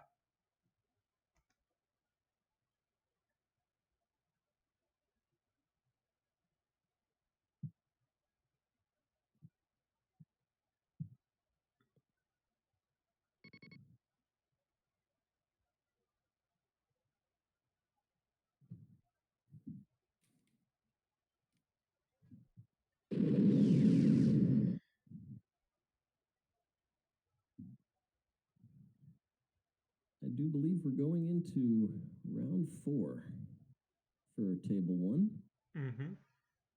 I'm pretty impressed that Arisius continues to be at 2 hull. The Onager does have an ignition token down now. So the hawk may be able to escape that and force the onager to shoot something else like those transports.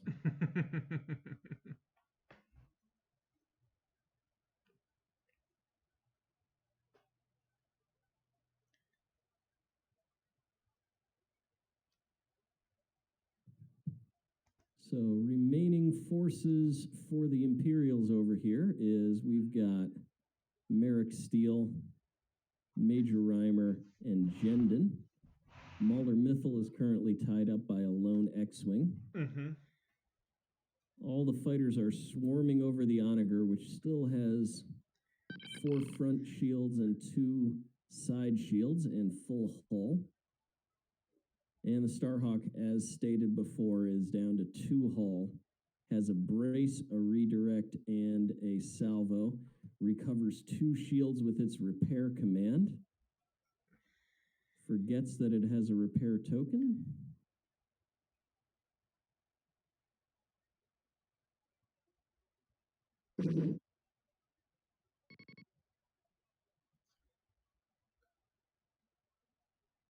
Okay, well, I'm going to jump back into our game. We will get more reports from It looks like our Irish Mad Cat reporter here.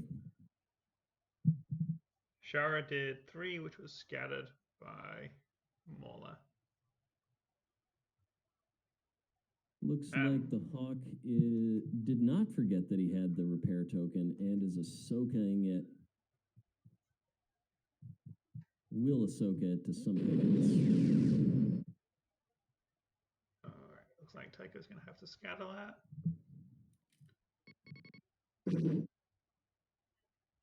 Does 1 back on a Mona, who is down to 5 hull.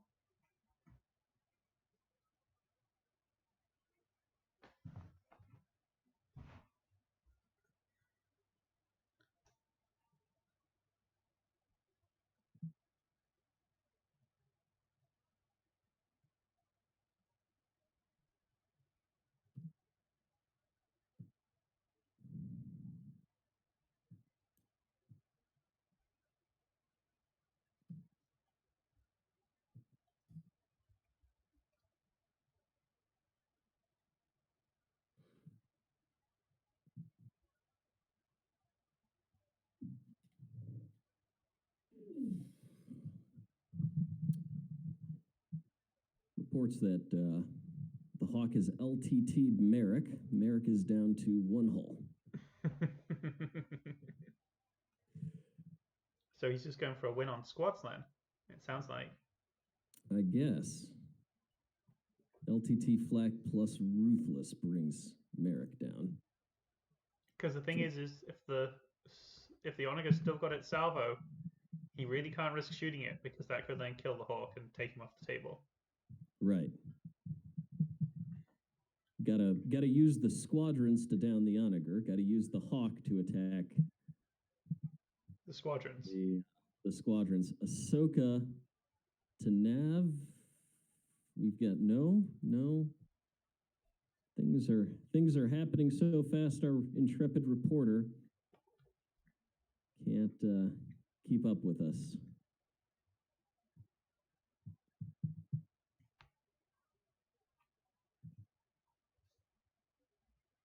Yeah, squadrons kill the onager is the goal.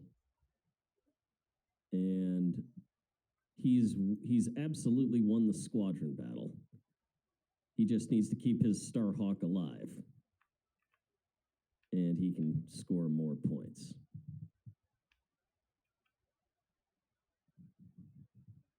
No, we're getting some Exegorths moving away to different places.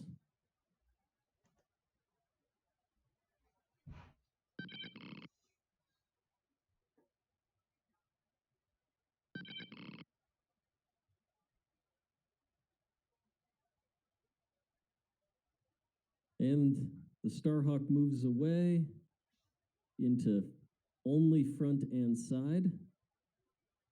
So the onager will be forced to pop a transport instead. So eating a side arc, that's 3 reds and a black. And we're in red range, or we're in blue range, I should say. So it'll be 3 red side arc. And he can still salvo back if he needs to, so he can start pushing damage through salvo rather than... Oh, that's a better roll from Justin there. 3 damage with an accuracy into the front. There are no shields. So he's going to have to probably brace that. Otherwise, he's going to be down a 3 hull. 2 hull. But the accuracy takes away his ECMs. Maybe accuracy to contain.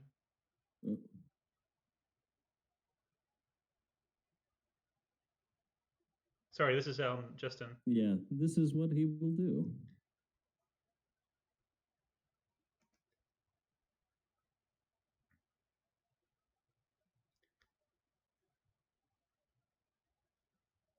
Currently, we're trying to work out if the rear arc is an obstructed shot. It is. It is not. It is not.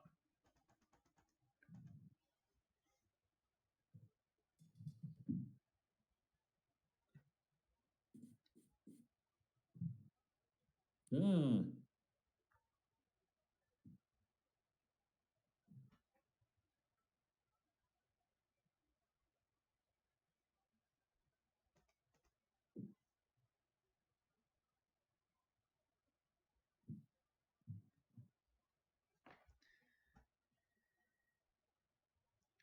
Justin's changed his mind. He's going to actually accuracy the brace after further thought. And the fact that he has an unobstructed rear shot with another 3 dice coming in. It's 2 dice on the back of an assault frigate. 3 dice from the back of the. Oh no, it's an AF2. So yeah, 2 red dice plus the Paragon Black.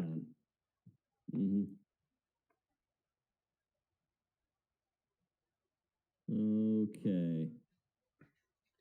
So he's side shot to the hawk. On table 1, 5 damage using Niclara. Brace and salvos to stay alive. The crit is power failure. Engineering value is now halved. Engineering value by half. He's got to try and hope to move out of range now.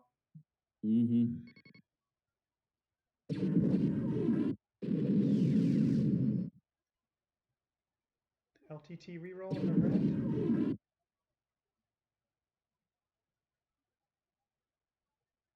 Hawk is limping away with 1 hull. Brace, redirect, salvo still on the table.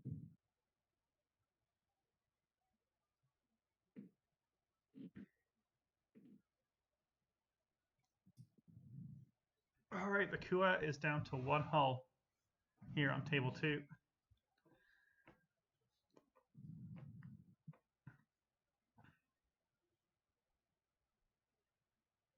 Still does have Brunson in play.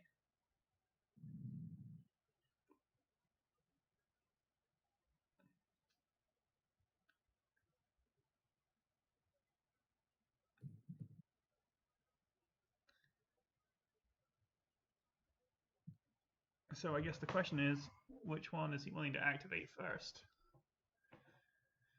Who's more likely to give him that kill and allow them to escape? Because he can go with either one at this point.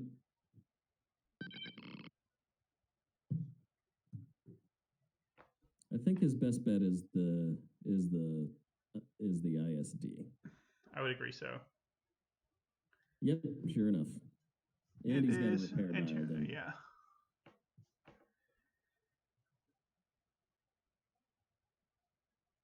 Magnite had set the onager to speed 2. It will not get a front arc on the. Will not get a front arc on the hawk. No token placed for ignition.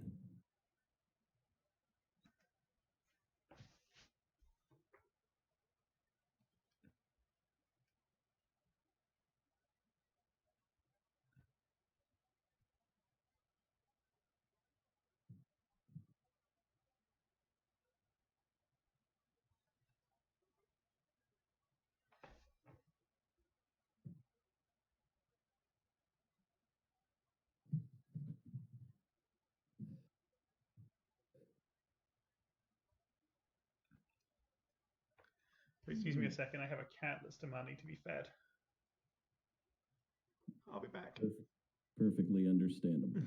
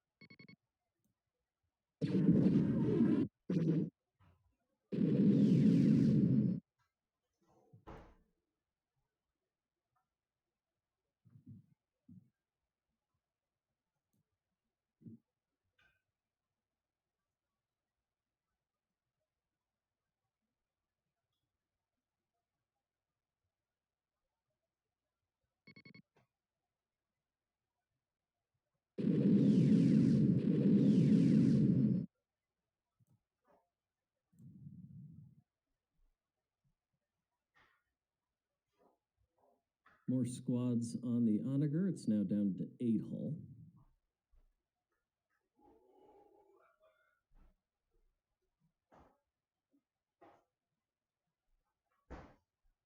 This being table 1, by the way.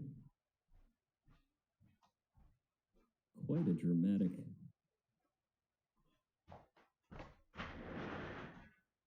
The Ahsoka transport rams the onager and is now at 1 hull. Oh, that's a pretty good roll for the Kuat. That's a very good roll for the Kuat. 8 damage, looks like braced and redirected. Did he take a damage? No, he did not take a... Hull. Just takes it all on the shield. Just takes it all on the shields. So he's down to 5 hull with an inbound onager shot, and assuming that the Kuat itself is probably dead. That seems reasonably fair. Though he still has Brunson, so he's looking at needing to at least roll 2 black crits. Mauler splashes the last X-Wing, and Quasar heads into the sunset.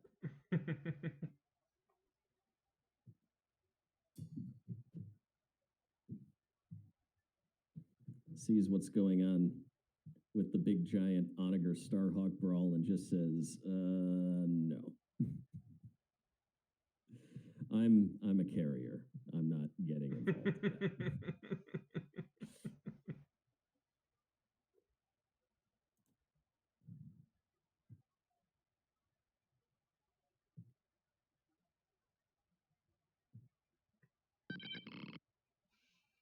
Ooh. ISD's back to 1 hull, having rammed the MC-75, which will then almost certainly activate, blow up the Star Destroyer, and then... It needs just 3 natural damage, 4 natural damage. So it can roll side arc first, try and ace it that way, and then have a front arc on the onager. Yeah. Maybe. I don't know if it's in blue range. I mean, the other option is to use the side arc for squads, but those squads are pretty healthy, so I don't think that's going to help them that much.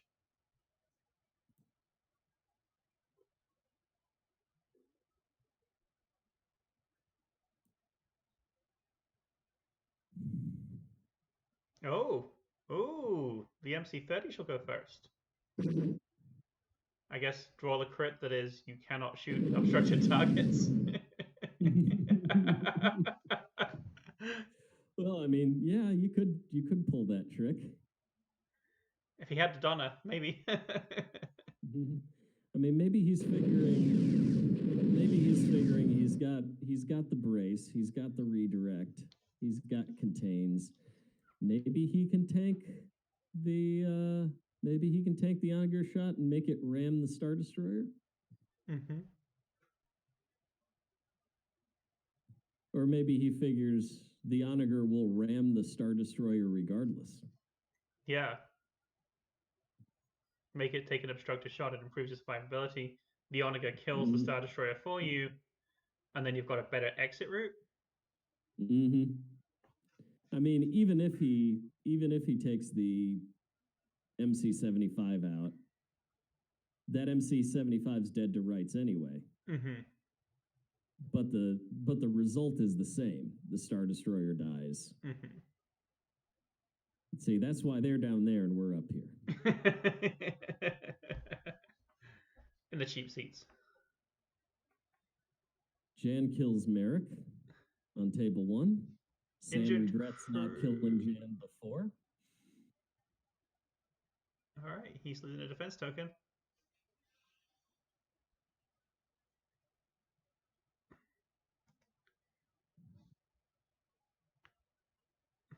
Oh, and medical team.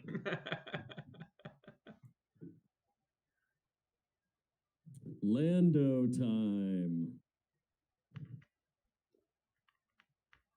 Back on table 1, that is.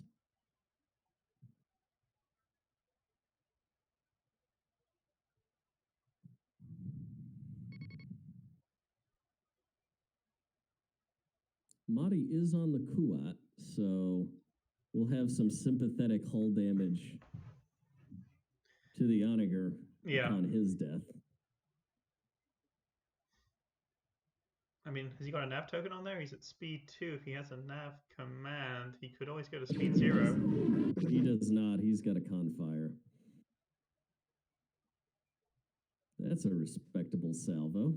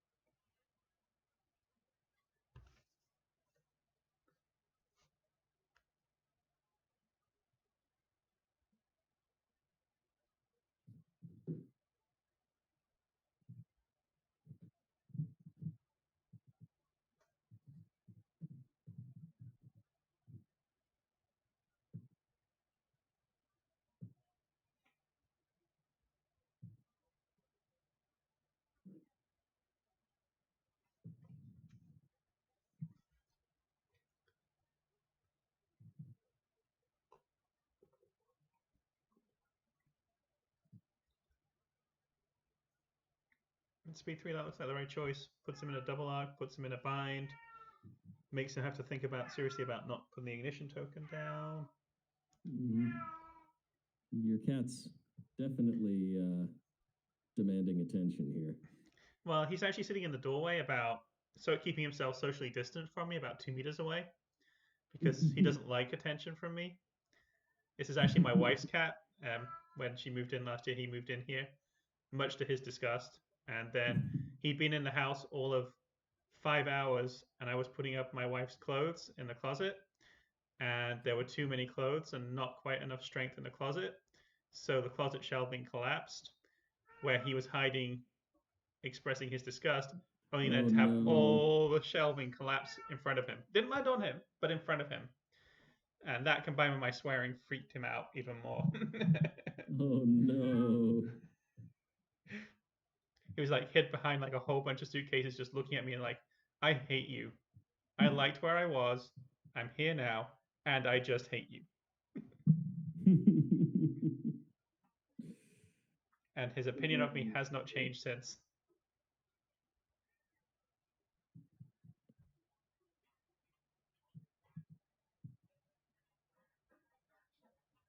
His name is Yoda, so. Good name, good name.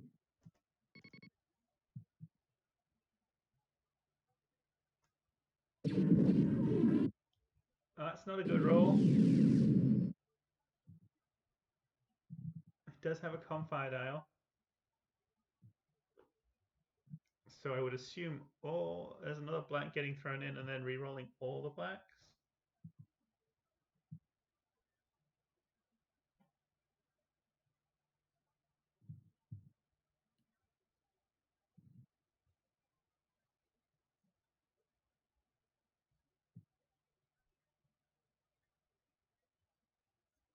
Oh, that's a cool trick.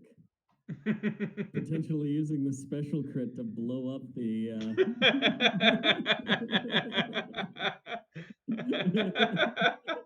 I like his thinking. I love every bit of this plan. It also means he then has to apply it to the squadrons as well, which would be Merrick and probably Hondo. Shouldn't matter. No, I don't think it's going to matter, but I love this idea. it's a very imperial idea. Mm-hmm.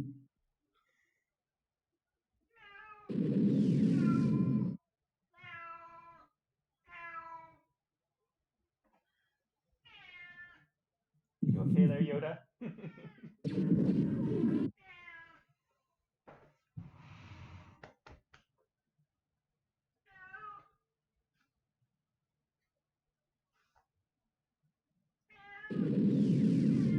Ooh.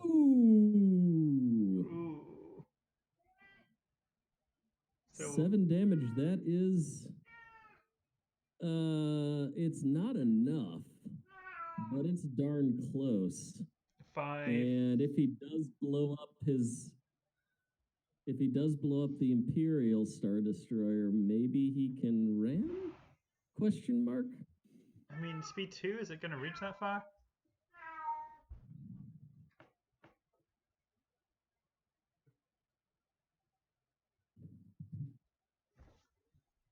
Probably not. What are you doing? But I'm pretty sure he gets to activate first next turn.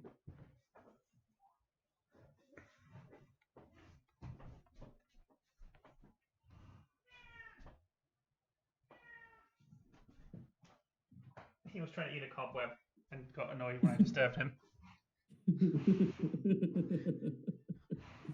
Oh, our cat's amazing.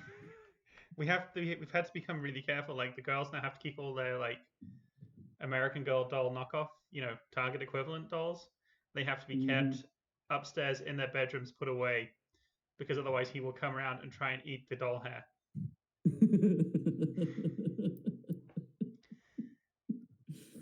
I feel we've now talked about 3 different cats on this cast. Well, priorities. Oh.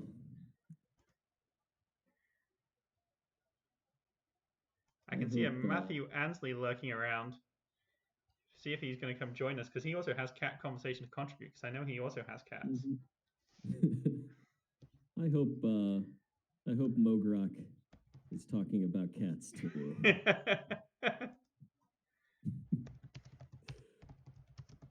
Oh. So the ISD is dead. Oh.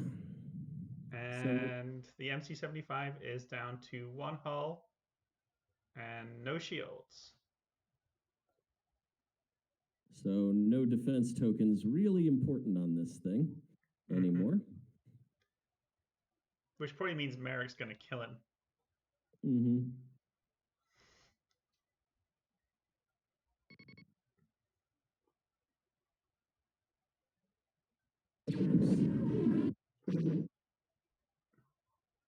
Looks like he's going to focus on the MC-30. It's a valid tactic. It's probably the more vulnerable ship. It's only got 2 defense tokens and IO's the redirect. Nice. All right, on the other side, table 1, Starhawk first reveals squadrons.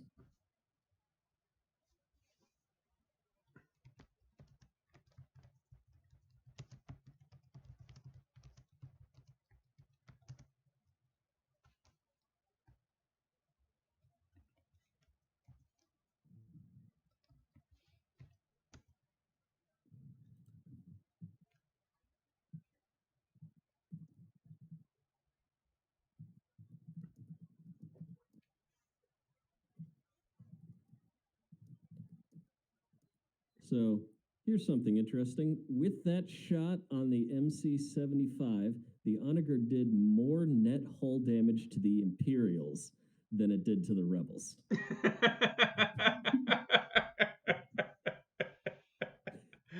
Yep, because he did 2 to him. One to the Kuat, which killed it. 3 for Mahdi dying to the Onager. And only 3 to the MC-75.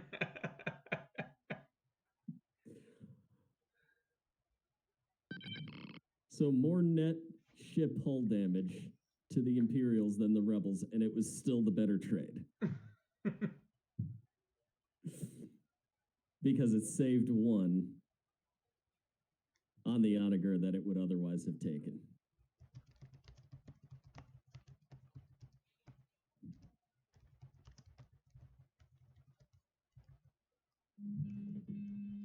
Oh, and that is the 30-minute warning.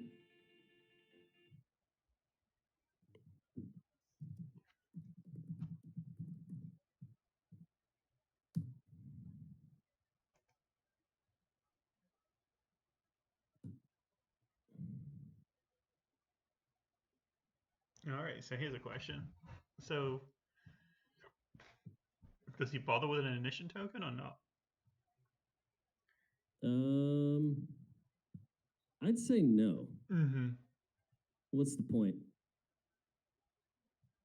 You can definitely Merrick that guy to death. Mm-hmm. Yeah, there's no point. I mean, he's guaranteed a crit.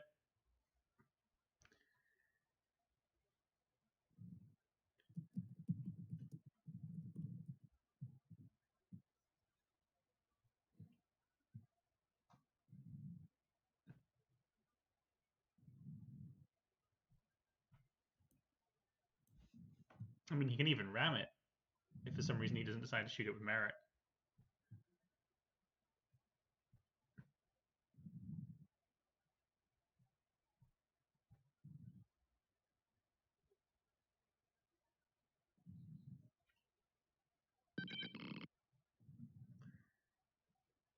Yeah, I don't think that was the right choice.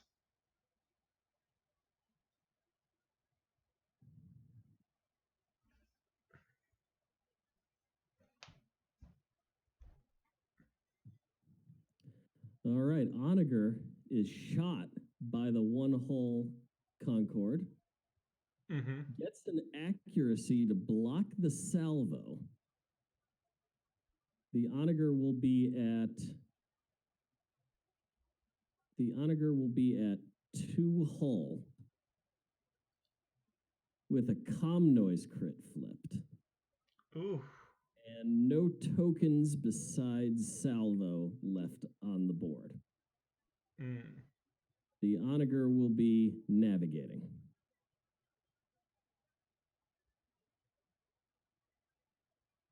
Now, if the Onager had gotten a salvo, or if there hadn't been an accuracy roll, the Onager would have salvoed and killed him. Gunnery Chief Vernillion has a blue hit. Mm-hmm. Is the Starhawk now out of range of the Onager? The Starhawk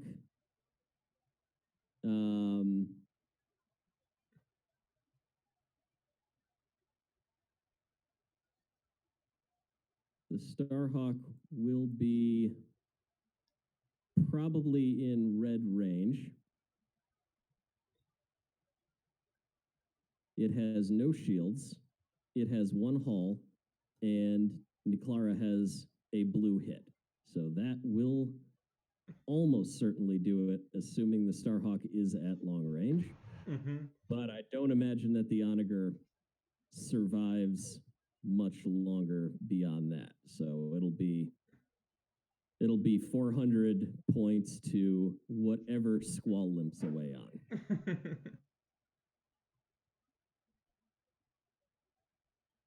And that will probably be pretty much the game here.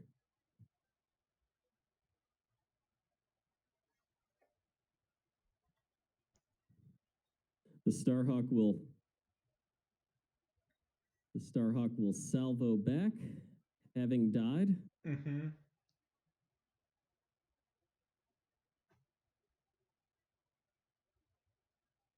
Salvos back 1 red die for no damage and re-rolls it into a crit.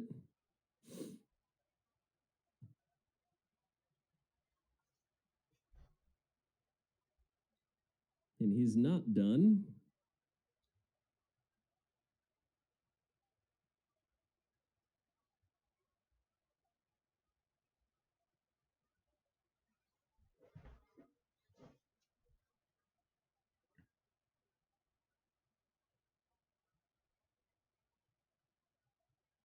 It's a thrust control malfunction.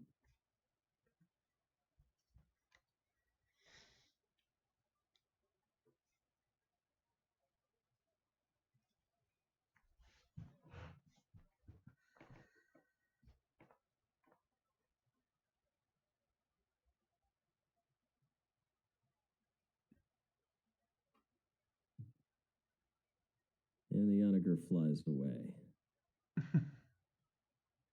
With 1 hull remaining. But not forever. There's a Lando floating around out there. Mm-hmm. Does that Lando have defense tokens? The Lando does not have defense tokens. So still on the board is Jendon, Reimer, and Mauler.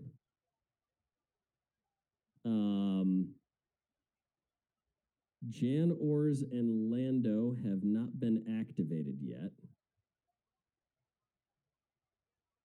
And there's also, so that's what's left that can kill it. Jan Ors and Lando. Lando is out of position and probably not going to be enough to reach the onager at speed 3. So it will be Jan Ors. Assuming one of these 2 guys has Ahsoka, can Jan Ors roll a hit on her 1 black non-bomber die? Ho, ho, ho, ho, ho. Leia's got the squadron command. Jan Ors gets the activation. Jan Ors moves into position. 1 black die onto the rear. It's a hit crit. Onager goes down.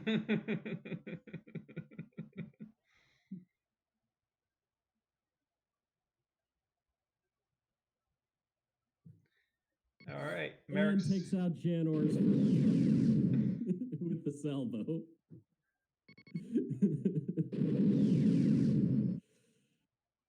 Oh, but the Quasar will limp away, preventing a complete mutual tabling.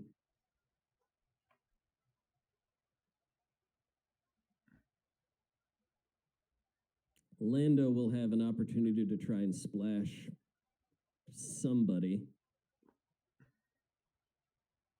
but with no defense tokens, runs the risk of being splashed himself with perfect rolls. Not that that is likely to happen. He does get to go first, and the tabling is already underway.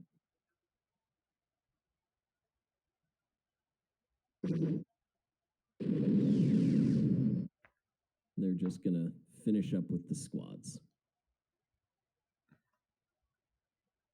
Lando on to Mauler Mythal. And Lando, without defense tokens, rolls the perfectly worst damage rolls that he can and does nothing.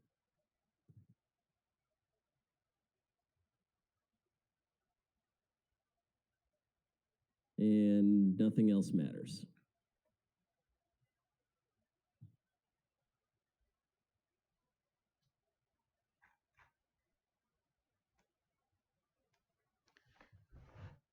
Hell of a game over on table 1.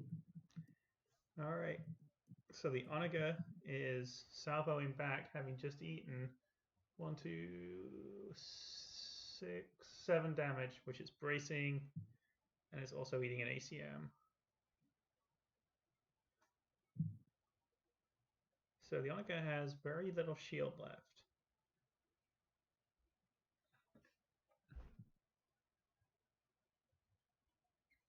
At this point, I suddenly realized I'd forgotten that the MC75 had yet to go this turn on this game.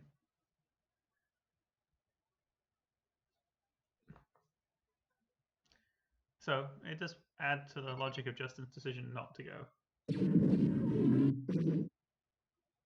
Salvoing back for 1 for dead. And gets him. Yeah.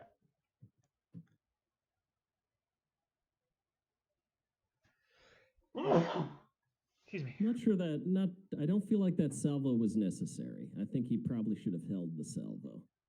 Mm-hmm.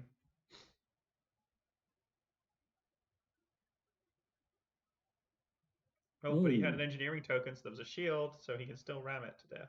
Mm-hmm.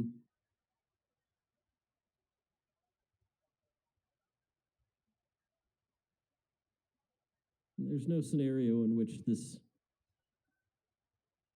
MC75 escapes the ram. Mm-hmm. But it probably also dies as well, no matter what, because Merrick's floating out there. Yeah. And Hondo. I mean, Hondo's blue-black, so bomber. I mean, Merrick can just guarantee 1 damage. Yeah, which is enough.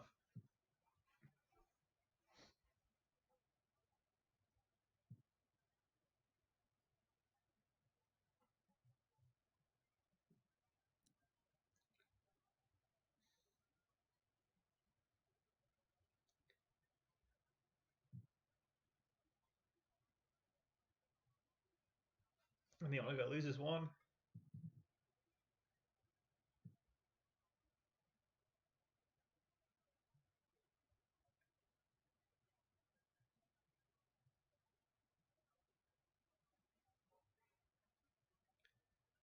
So the Omega does get to go first and limp away, but I have a feeling that MC75 is worth a lot more than that very cheap Kuat. And combined with Tycho and Shara going down.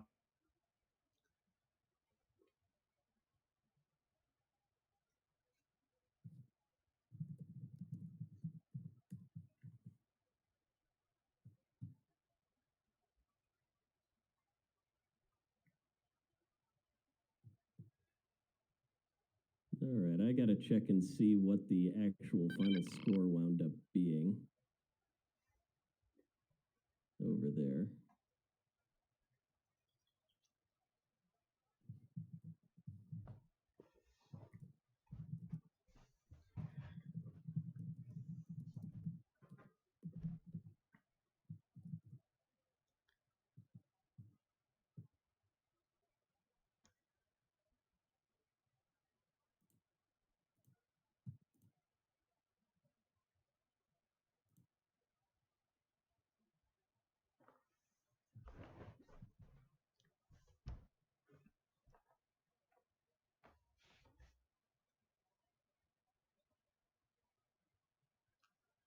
No shields on the front of the 30.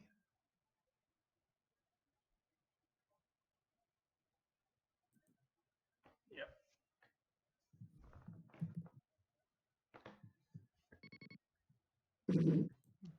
Two.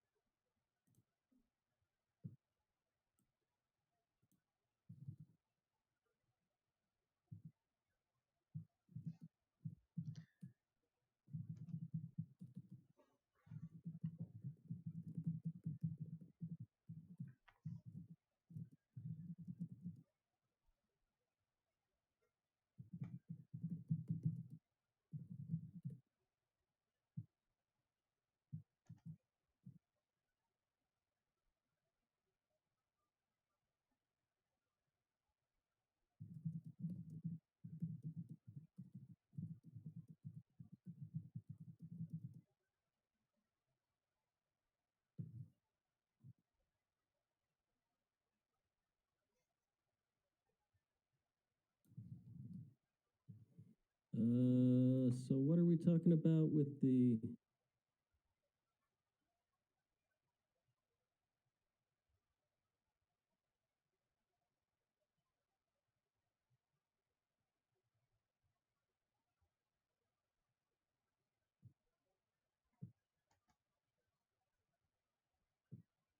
So final score for table one was 400 to 275. So 7-3, 7-4.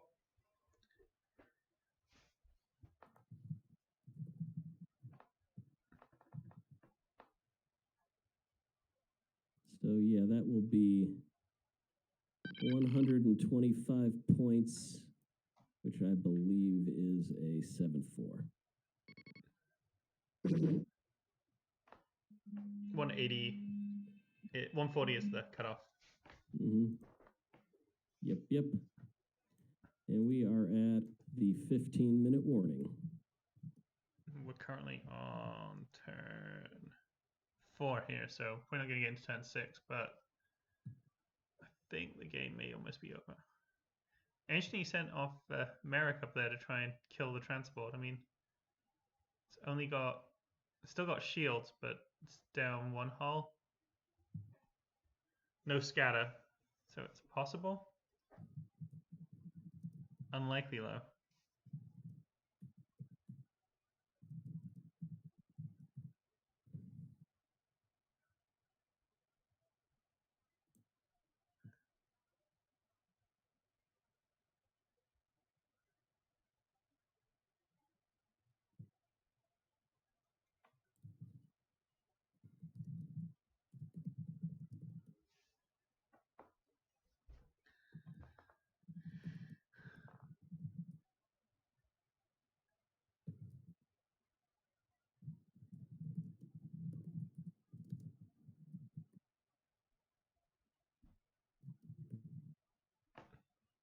Maybe time to cut and run with Taika? Yep.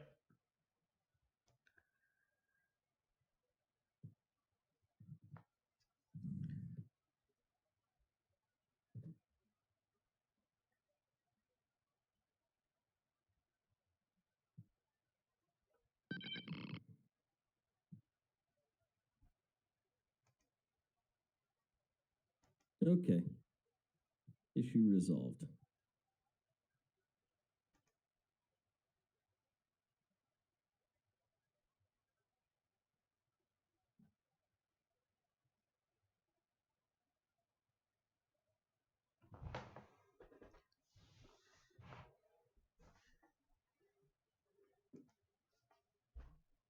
I think the Onaga is going to get out of there. I'm not quite sure, but I can see the MC30 catching it. It's speed 2, it goes first. It's going to be somewhere out past the asteroid.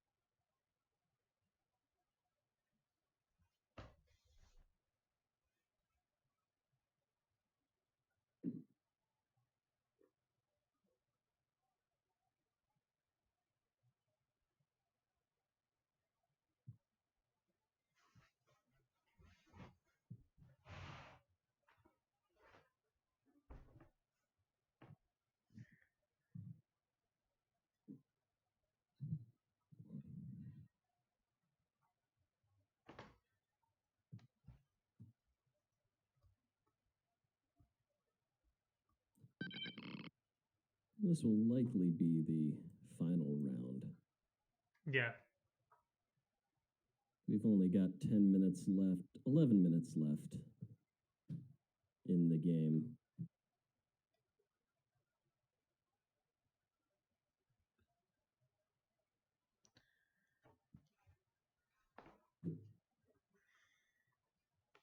I mean, I'm pretty sure the Onager escapes, so I guess the big question is, can the squadrons drag down the MC-30 as it tries to make its own way out? I think the Onager might drag down the MC-30 as it tries to make its way out. It's got it double arced. Yeah, and no valid shot for the ignition, so it can still shoot the other 2 arcs. Mm-hmm. So it's looking at red, red, blue, red, blue. And defense token wise, it's just got a redirect left, so that's 2 and 1. They might have to burn it to get rid of one of them. Mm-hmm. It still has 4 hulls. I guess it will come down to the. I guess it will come down to, can the squadrons get it?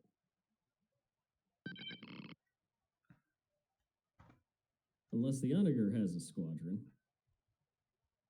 Nope, it has a confire.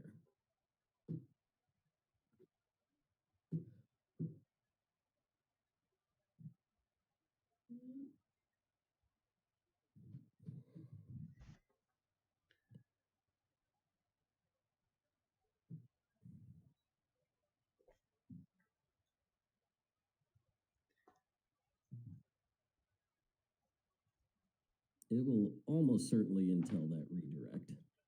Yeah. Ooh. Oh. That's 2. I mean, either way, it's bad. He's eating a crit no matter what he does. Mm-hmm. Yeah, I mean, he can cancel it or he can burn it, but I mean, Lando. You always forget about Lando. And now a much more reasonable amount of damage. With an accuracy, but he's got ECM, so he can still spend that redirect. The accurate doesn't matter. Lando rolls after. Oh, yes. Yes. He's taking the damage. He'll just take the damage, save that redirect for the next hit. Make sure that it's not 4 damage coming at him. Mm-hmm.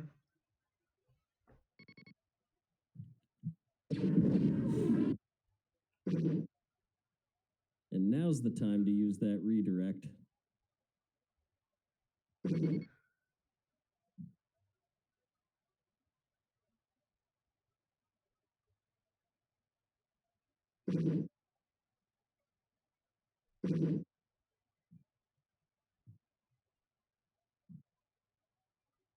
So that'll be 3 damage. Redirect 2, discard 1 to clear everything. Mm-hmm. And hope that crit isn't structural. What I was going to say is if he redirects 2 to spend... Oh, he hasn't spent it yet. He burns it. Yeah. He burns it to cancel the last damage. So he'll still have 2 hull, but no token. Until he lands on an asteroid. And gets it back.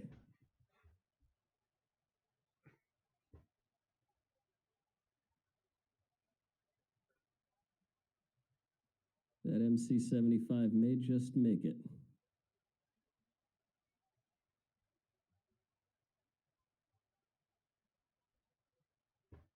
And the Onager lands on an Exegorth. And takes it as hull damage, leaving the shield. And isn't in double range? No, that's not double up quite.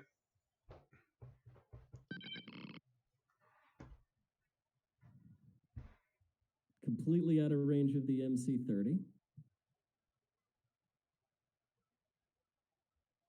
Out of range of probably every squadron except for Hondo.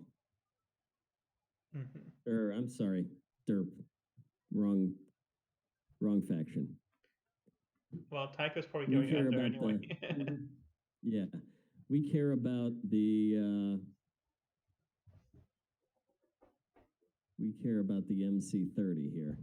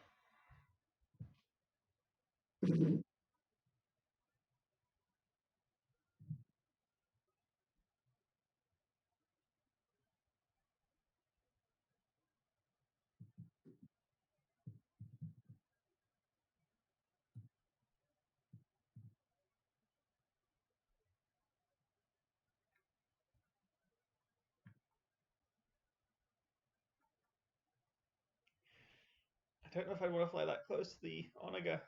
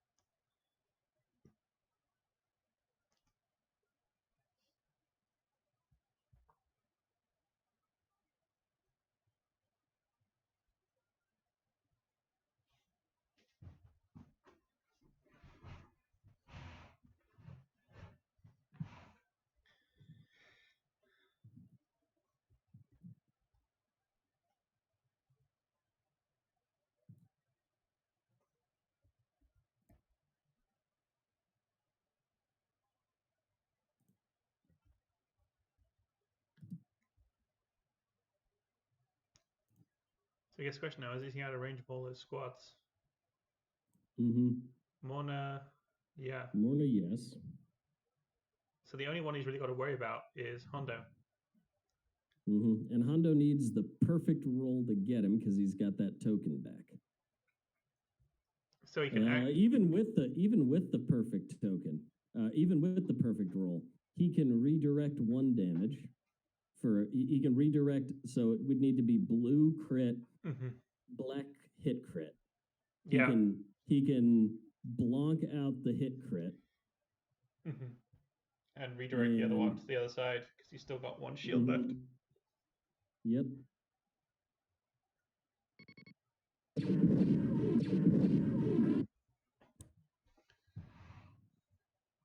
That sounds more or less like game to me.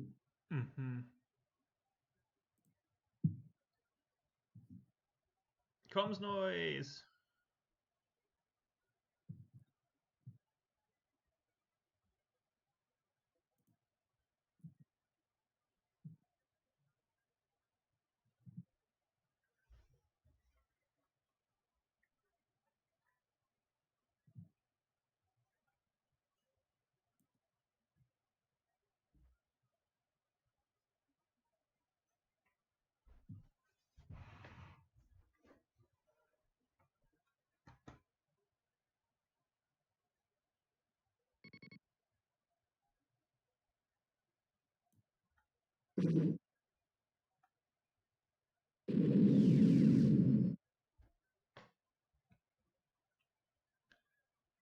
is down to 3 hull.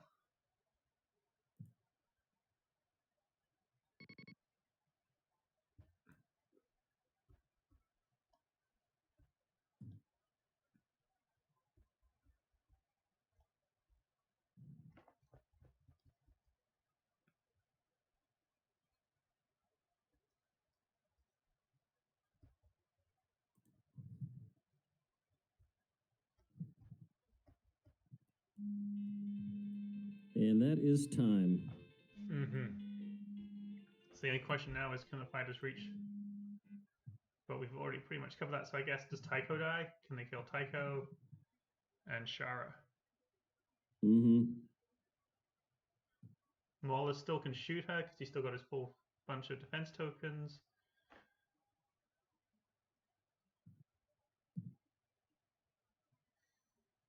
Yeah, I think you go for the fighters. That's 30 points you're more likely to get.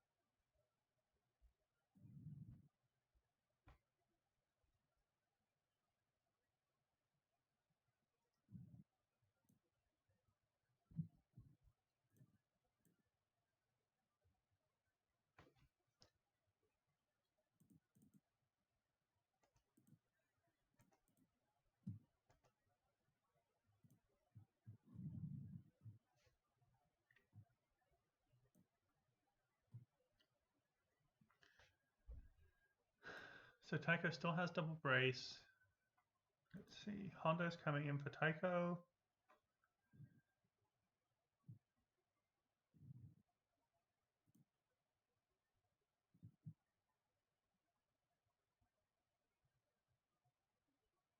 He needs an accuracy.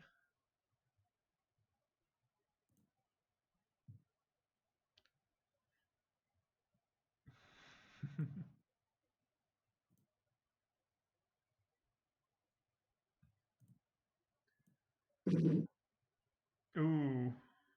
That's Tycho gone. Ooh.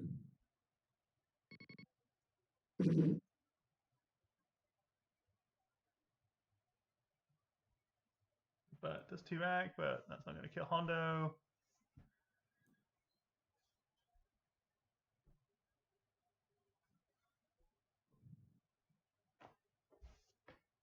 A 3 left. Let's see.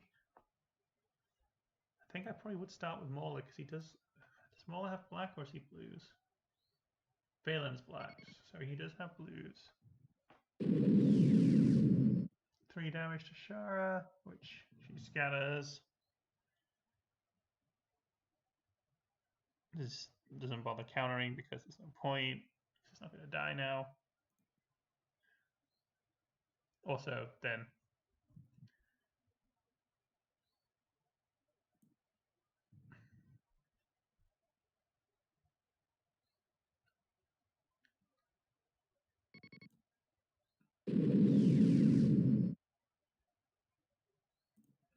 Hang on.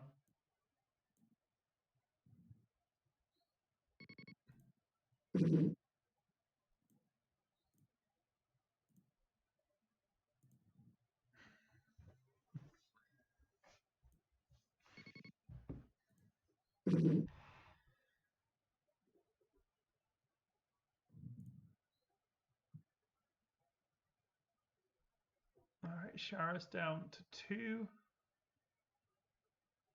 with a brace.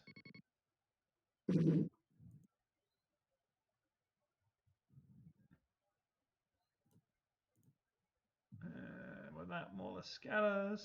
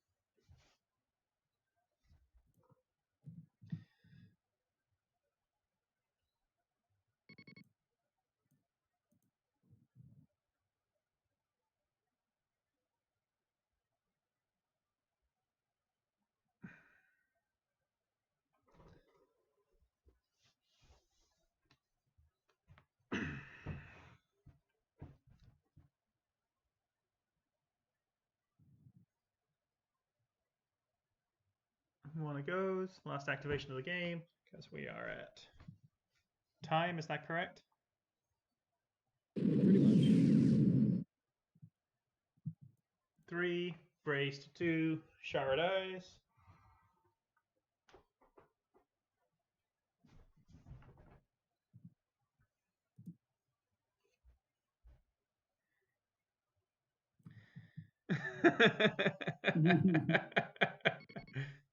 Sorry, we're laughing at the chat.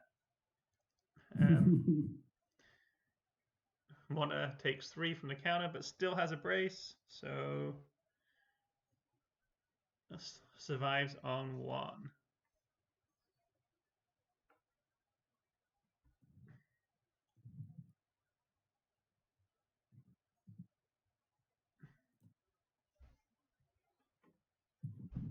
All right.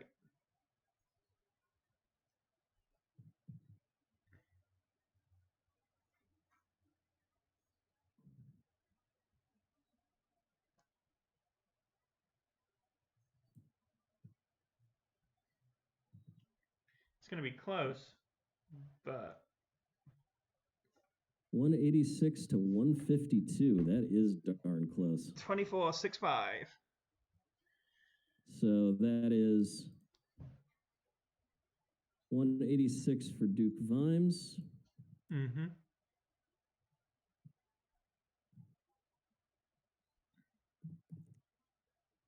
And 152 to Rasp.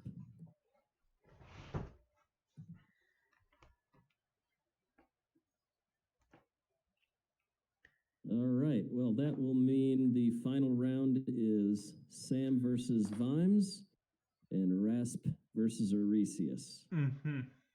And I suppose we'll see you folks there. All right. Well, thank you very much for everyone who watched. I hope you enjoyed the game, and we will see you online in a little bit.